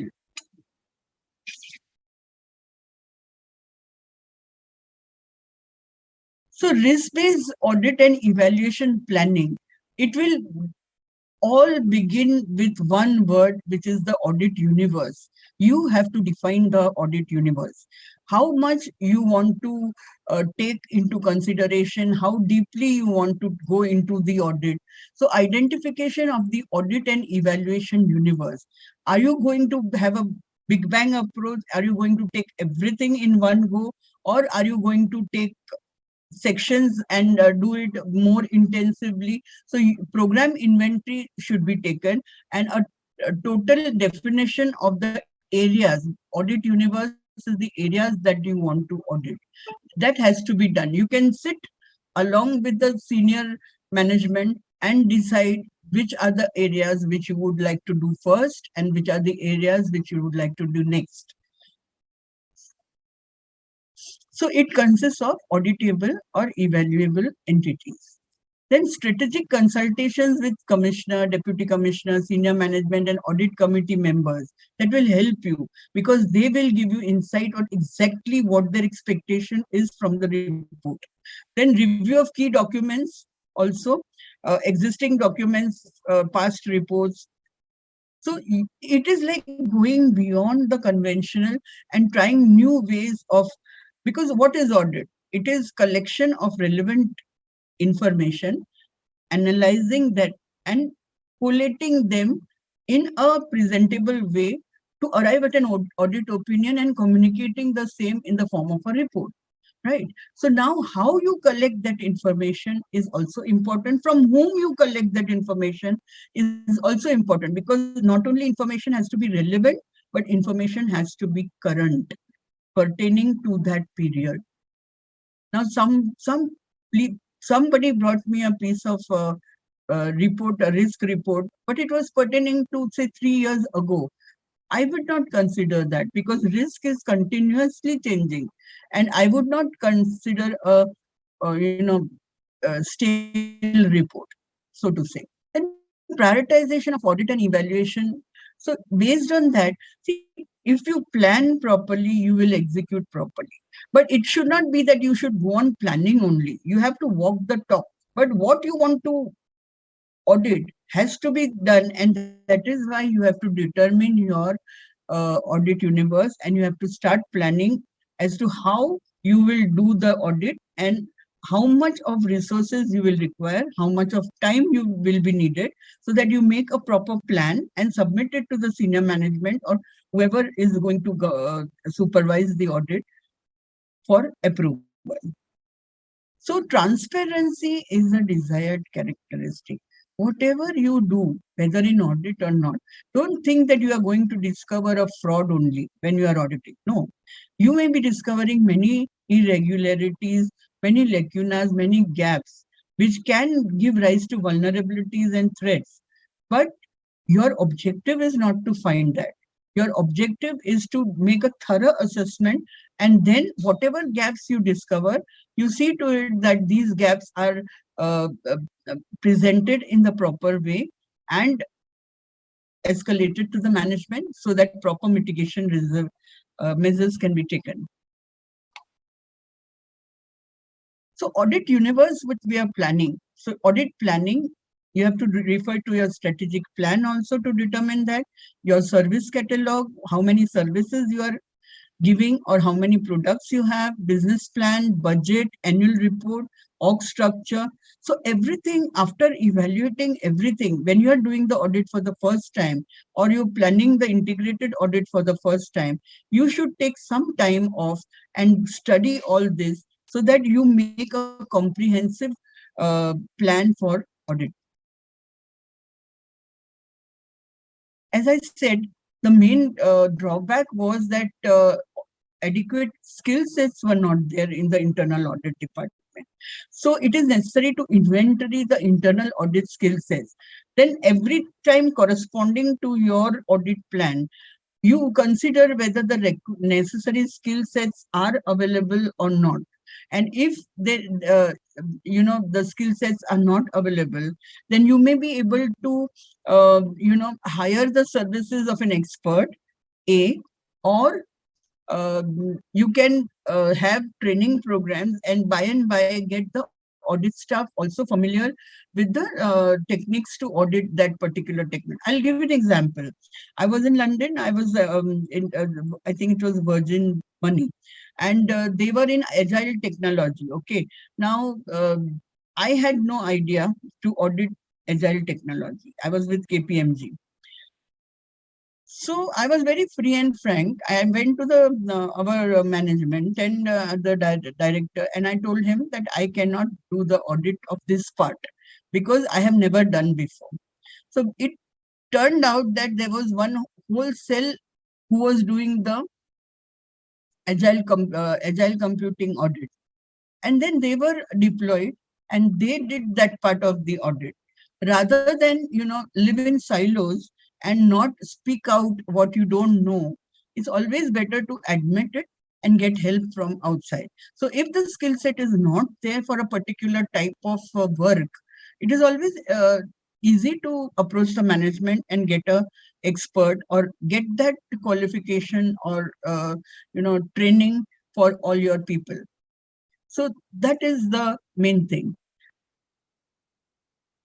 So does your team have the skills to extract the data needed from operational? So because for the purpose of audit, you have to extract the data from the operational and financial systems. And it can be an ERP, and it can be for compliance, it can be GRC software. So you have to extract it, and for that you have to know the nitty-gritties and how to operate. For example, you may be using a computer-assisted technique, say ACL, for an ERP.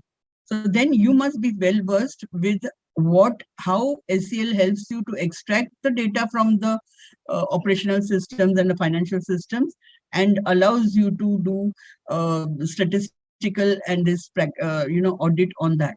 So inventorying your existing audit skill sets in advance will help you to understand what is it that is missing in your department and where you can go. Now, from here starts your journey towards integration, because the internal audit may not have risk experience, but there may be a risk department who is doing risk assessment. So there, if you open the doors to them, then you could work jointly and do an integrated audit. So this is where I'm coming from, that if you learn to, collaborate and to cooperate with other departments rather than have a sort of an attitude problem or something, then it is always easier to approach the in-house assets first, in-house capabilities, and do a joint collaborated effort, or at least get some knowledge from them. Knowledge transfer can be done on both the sides. So this also has many a times made me feel that an integrated, we are not so savvy that we go and, do this type of thing, that we approach other departments and say, you know this, na? This is your forte. Why don't you explain me this?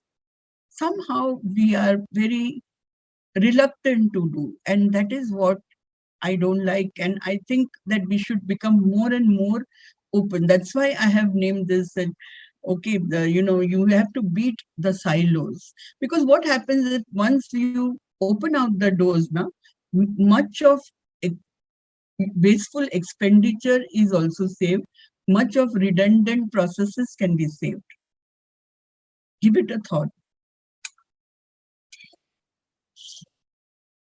So integrated audit always considers relationship between information technology, financial and operational control. So all these three people are experts in their own fields, right? Operational control. So internal audit, all the while you have been concentrating on operational audits most of the time, or the financial ones. And technology is doing IT audits. So, but if you feel that, yes, I can leverage technology into performing the overall integrated audit, then I'm going to save time on doing the audits. I'm going to save the resources as well.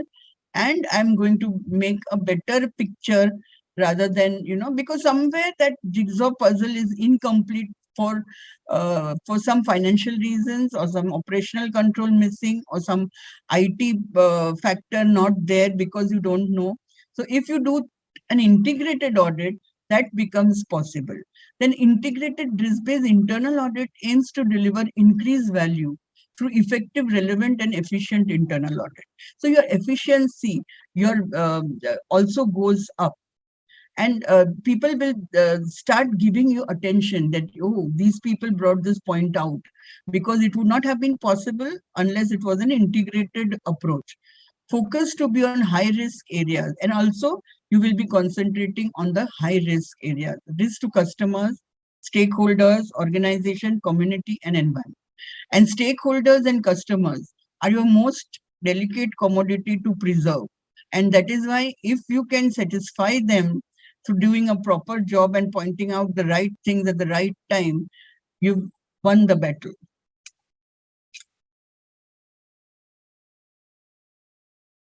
So though it is that internal audit is the third line of defense, which can make it difficult to have full transparency on the work performed. But still, if you say that, madam, we will do the work and the credit will go to the first and second line of management, no matter what. But now you see the IRM, the integrated risk management, breaks down enterprise silos that can contribute to internal audit being segregated.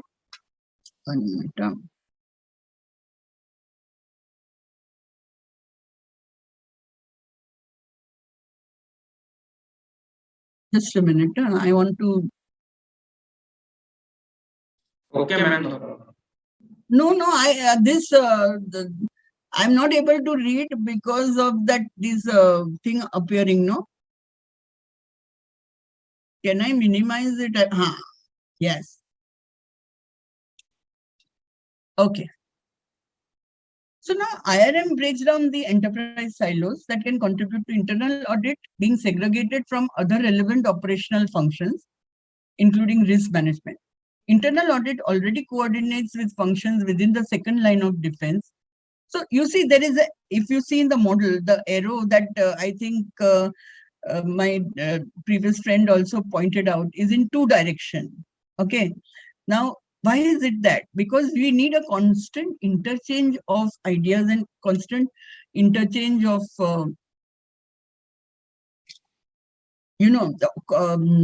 communication between the two. Means the internal audit corresponds with the management and the risk department, and the risk department interacts with the. So the second line now shows the second line of management also and risk also, and sometimes it is combined together. IRM, however, streamlines processes and centralizes enterprise assets, which reduces the oversight and ensures all departments reference only one version. So when you come out with IRM approach, then there is only one version of that report also. And and all are in consensus with the points. So it's easier to get it through with the management also.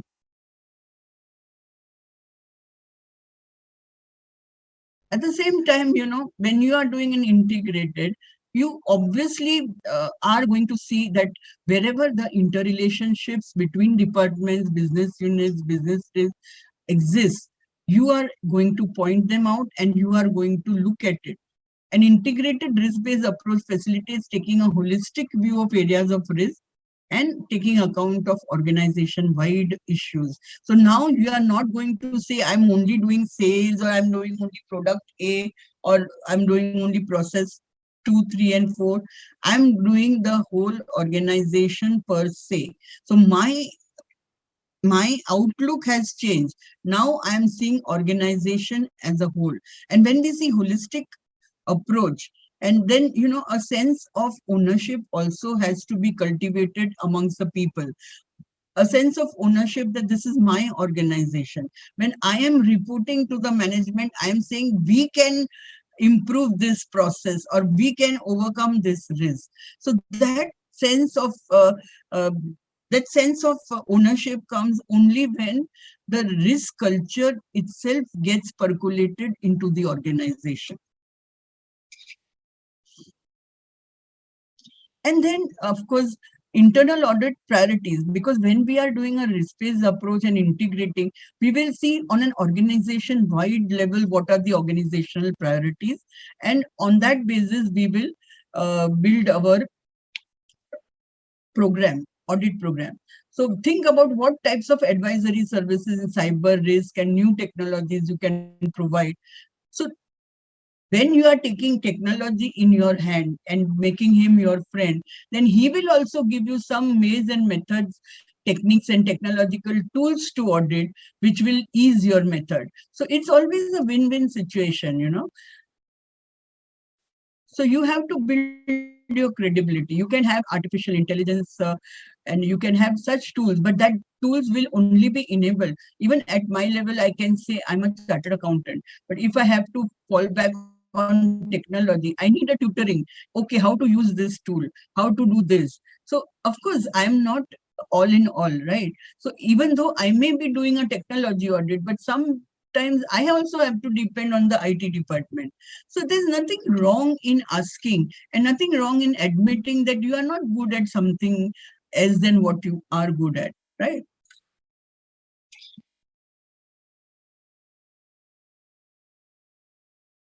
So earlier, internal audit used to be considered as an auxiliary function. In one corner, the internal audit department, slowly they are doing one department after the other. But now, not. After we introduce the risk management approach, because risk itself is like that, it's a dynamic thing and it keeps on changing and there's much action going on all the time. So you need to be on your toes. You need to, if you are, for example, if you are doing cybersecurity risk also, then you have to be on your toes. New vulnerabilities are coming, new constantly, even operating system patches are being issued by the Microsoft and the software companies and other things. So if you are in IT risk and if you are in technology and if you are in then obviously you are going to be it's not going to be a very sidey department.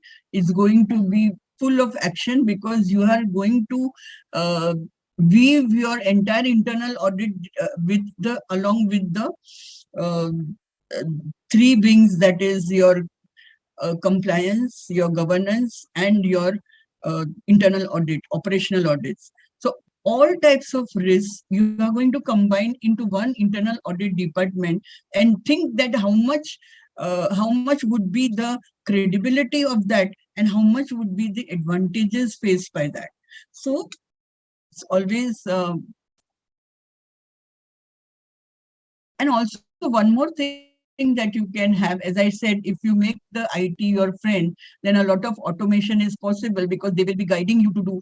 And as I said, myself, I also need guidance sometimes because I am not an IT person per se. But if the minute you say I bring automation, that means I bring perfection also. Because what is good for one is good for everyone. The minute I set a dashboard, I'm sure that the pop-up will come when something dangerous is happening.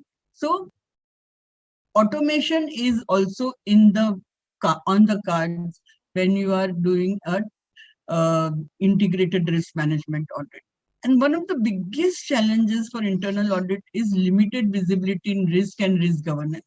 Then the management has to see that they attend or they are given in-house training or they attend, likewise courses, so that they have basic uh, knowledge of what risk is, how to identify, how to evaluate, and how to uh, pro, uh, project in terms of a report for management to take the decision for mitigation. So this basic cycle of risk management at least should be knowledgeable, should be communicated to all the people, not only the internal audit. It should be, as I said, I would rather that risk should be interwoven into the culture of the organization. And a holistic process which does not leave out anything. You first cover the full and then prioritize which is high risk.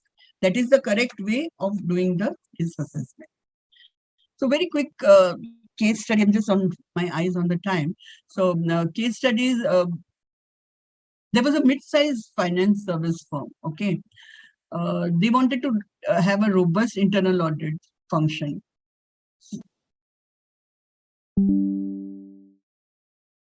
So they decided to go for a risk-based approach, and they had a outside consultant to follow it. So a risk assessment was performed to identify and rank all the risk in the organization. And this assessment was used to build a year one audit plan focus on the greatest risk. And this was presented to the leadership for approval along with the financial budget for the first year. So after doing this, they carried out this and they had the following results. A risk assessment was performed to identify and rank all the risk in the organization. Now, when I say when you rank the risk, you are prioritizing the risk, which is more dangerous and which is less dangerous. The risk assessment and audit plan were presented to the leadership and the board for approval, along with a financial budget for the first year. Individual audits were conducted each quarter in alignment with the audit plan. So they may have a rotational coverage of the areas of the audit universe, setting the scope based on risk assessment, scheduling appropriate audit resources, coordinating a kickoff with the business owners, including document requests, timing, scope adjustments, and explaining the audit process, performing audit steps, documenting results, and validating findings with process owners. So see, it goes so systematically. They are validating the findings with the process owners before they report it, and drafting the audit report of the detailed findings and recommendations, gathering management responses from the process owner, presenting final report to the business unit and then to the senior management and the board. So then it so happened that the remediation of all the audit findings were tracked over time to ensure that everything was taken on and agreed upon changes took place. So this is how they conducted the risk-based audit. Because they were not having in-house skill sets to do that, they had outsourced it to a consultant. So then we come to what drives the change for integrated audits. Escalating cost, customer. So, the cost of each and every additional audit is increasing. Customer is demanding that certain compliances be there and audit be considered. For example, if you say GDPR, audit is necessary. ISO 27001, internal audit is necessary. So how many different internal audit groups will you have? You need to strike a balance and say that, yes, I want to have an integrated audit so that the same internal audit department is capable of doing the entire audit. Okay. Now, increased complexity, legal and regulatory requirement, growth of, see, till the regulators' demand is there for the audit, it's all right. But in a case like ISO 27001 and SOC 2, which is security audit and other things, the demand comes from the customer. Now you have, we are all laughing at sometimes because a suddenly new customer is coming, and in order to have that new customer, people are running to get this thing. But in as a measure, it's not a one-time thing that you get qualified or certified, because in order to maintain that certification, you have to have a yearly audit, and also you have to have an internal audit in place. Now consider that each separate thing, if you have an internal audit cell, how it will make, because your normal internal audit may not know what it is to be seen in the ISO 27001 or the GDPR. So there comes your skill development exercise. Using a risk management process in integrated audit planning indicates risk to be an integral part of the governance. Risk is always a part of governance. We have always studied governance, and in that, one of the clauses would be risk management. So if you don't have risk management, proper governance cannot take place. Again, we are stressing on educating our people. And this we have already, and one way to break down the silos is to educate, train together in cross-departmental exercises. If you train in cross-departmental exercises, naturally the skill set will be enhanced. Okay, now this is important. What are the pros and cons of the integrated audit? Now, pros is that it increases efficiency and credibility. It increases cost effectiveness in conduct of audit, because lesser number of steps are there, because you are condensing the audits together, getting significant weightage from internal audit function. Internal audit gets a facelift, integrating knowledge from various disciplines into the internal audit, skill sets in enhancing, giving managers an opportunity to apply risk management principles, which is very important, because now that you are percolating the risk principles throughout the enterprise, everybody, including the managers, have an opportunity to think and apply the risk management principles in their day-to-day work, and also in internal audit. Leveraging on technology and using tools for extracting and analyzing audit data to form audit opinion. And the cons may be skill set barrier, which can be overcome through training and may not be able to vouch the compliance. Sometimes if you are the audit tools, you cannot, vouch the compliance to policies and procedures in every nook and corner. So you have to have proper surveillance and monitoring activities in place. So likewise, as I said, you can include the cyber attack and security audits also within the internal audit, because it also forms a part of the major part of the risk, because what are the threats that you are facing from external people or internal, both, and how to thwart them. Communication and reporting is also very important. Communication is one thing I wanted you to know is common frameworks for integration. As I told you, the most common standards, frameworks, and regulations that can be integrated are 27001, SOC 2, HIPAA. See, all these are appearing now on the business landscape and lingering on that you are bound to comply, bound to have internal audit, bound to do. So they are checklist audits actually. And then that checklist has to be fed into the internal audit system in order to get into compliance that yes, our internal audit is covering these points. So this is the thing. So the PCI DSS, if you are in the finance and you are having cardholder data, you are likely to go into the PCI DSS audit. So all these various audits on account of regulatory pressures and other things, you have to do no matter what.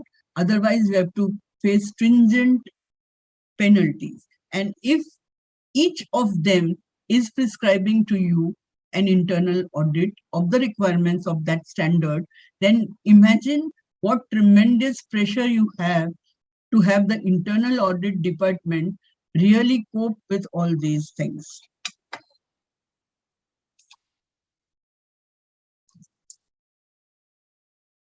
So now we have that, now the era of big data has started. Now all these things which are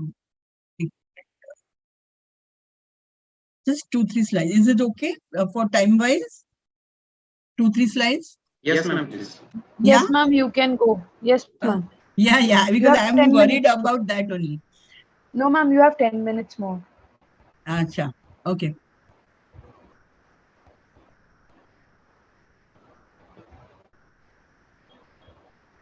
So now you have all heard about digital analytics and analytics. So introducing analytics across internal audit function incurs cost, but it is in the long run very cost effective.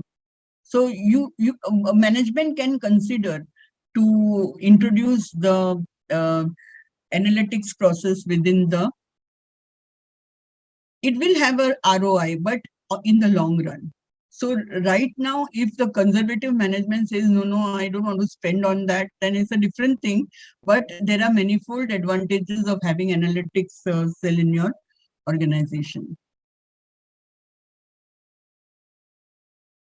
So quality internal audit reports will come out of an integrated audit. You will improve your weaknesses and vulnerabilities.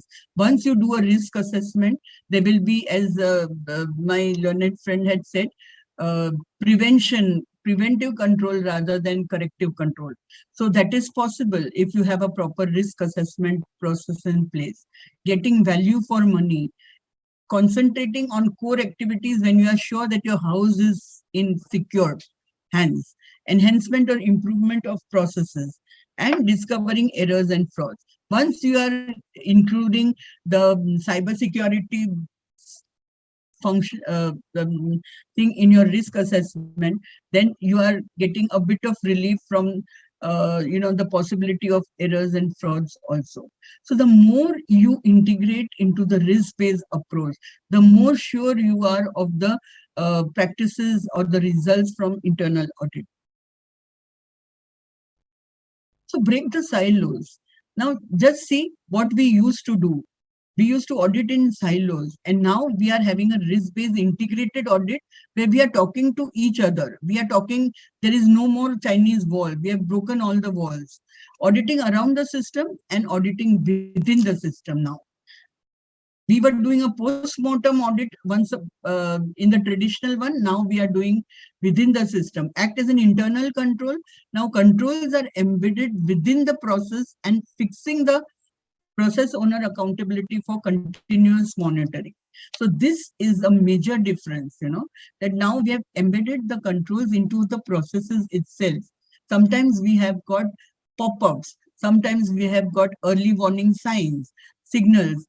So we have, in fact, we have integrated risk management so nicely that now they are giving us pop-ups. They are the entire control is embedded within the process of business process itself. Focus on limited principles such as compliance and assurance. So that is what we were doing. Compliance to policies and procedures, and assurance, that is your statutory audit. Okay. But now we have increased our focus. Concurrent focus on multiple principles such as risk assessment, compliance, cost reduction, process improvement, continuous assurance, etc. So now our arena has widened. Now we are on a much broader platform, and that is why we are able to give a better and quality report to the management. So what is breaking silos? Breaking silos means collaboration, cooperation, consultation with each other, understanding and sharing information, innovating together, and commonality of purpose to meet organizational goals. Now, commonality of purpose is very important. It will only come when the culture is developed within the organization, because it is not what I do, what internal audit does, what is to be done for the organization, what is good for the organization. I am very much a part of the organization and I have to contribute to the organization. So this is the sentiment that is required. It comes when the management itself percolates that sentiment. Management by leadership by example happens, and the employees get due remuneration and due credit for what they do. That is also very important part. And a time would come then that when they themselves feel that because this is good for this risk is very dangerous, they would themselves go to any extent to see that the controls are enforced and they are maintained. So such a culture, I know, is a ideal culture, but near to that, at least we can, attempt to have. So as a concluding slide, I feel that protecting business and delivering measurable value is a critical role for internal audit, no doubt. Having a long-term analytical roadmap embedded in the audit function helps to sift the volumes of data, evaluate hard facts, and bring value closer to the decision makers. So value should be close to the decision makers who will ultimately decide for or against the organization and it will directly hit the bottom line. A lot of important traditional data collected during audit process are maintained where you are maintaining that. Excel sheets, Access databases, or large traditional warehouses. A structured form of data capture is not there. Using right technology gives the auditors a comprehensive view of all the risks affecting the business. So that is why leveraging technology for audit is a prescribed medicine, because otherwise you are passing through so many different things, Excel sheets, Access databases, or maybe application data in various applications. So if there is a structured form to extract relevant data from that for analysis, nothing like it. Using right technology gives auditors a comprehensive view of all the risk affecting the business and improves the overall processes. Internal audit stands at a better position, not only provide assurance, but also deliver insights and foresights to business operations. So definitely we can improve the internal audit function by integrating the thing. But besides that, it is risk-based audit, yes, but it is all about people. And that is why I have put this slide, that people have to be motivated. People have to be motivated, as well as they should get their dues properly so that they can perform with a very clear mind and without fearing that I will not get credit for this. Then only they will collaborate and then only cooperate, because they know that down the line management knows who is doing what. So that sense of security has to be instilled by the management.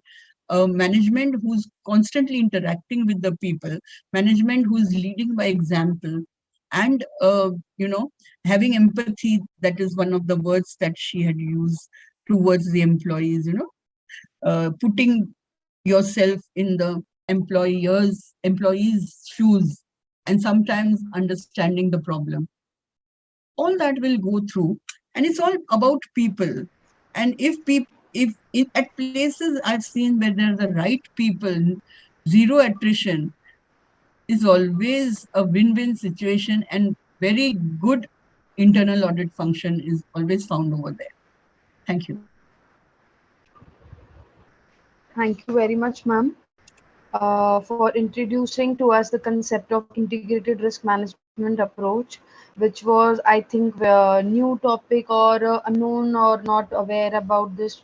I hope youngsters or all the professionals who are attending this program would be very thankful for you to introducing them to this concept, ma'am, and helping them understand the audit universe also. Thank you very much, ma'am. Further, I would like to request all the participants, all the professionals to put up the queries, if any. Ma'am, there is one query in the chat box which asks, what are career options presently available for professionals in internal audit market?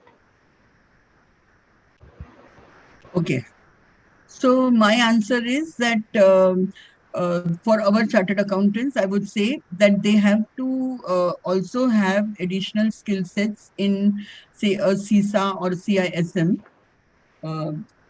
So DISA is always already there in the institute for a global certification, so that they do understand the technology part of it, and because of the career prospects that you are asking, So, in internal audit, there is scope which is unlimited. As I told you, that various things which are coming up in the compliance arena also uh, is aspects of internal audit. Okay. So, internal audit in a different form is very much in demand. So, they have to adapt themselves to the demand and try to get their skill sets also, upgraded and be in touch with what is the latest. Then the scope is unlimited. Good scope is Thank you very much, ma'am. I can't find any more questions, ma'am, in the chat box. So we'll be proceeding further for closure of this session. okay.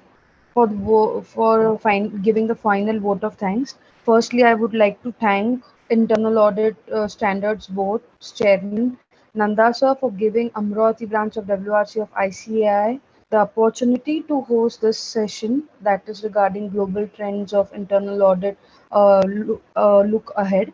I would also like to thank all the three speakers, CA Seema ma'am, CA Pravin sir, and CA Preeti ma'am for taking up today's session and sharing their real life experiences and also conveying various points through various examples which helped us to understand many points. It was a great opportunity to hear all three of you and thank you very much for taking out your valuable time for us, ma'am. I would also like to take this opportunity to thank our branch chairman, Amravati branch chairman, C. Pavan Jaju sir, for allowing me to coordinate this program. Thank you very much, sir. And also, I would like to thank lastly all the professionals and all the attendees who were present for today's session. And also, thank you for contributing the valuable time. Thank you very much to all the speakers, our branch chairman, all the participants. Thank you very much. Thank you. Thank you.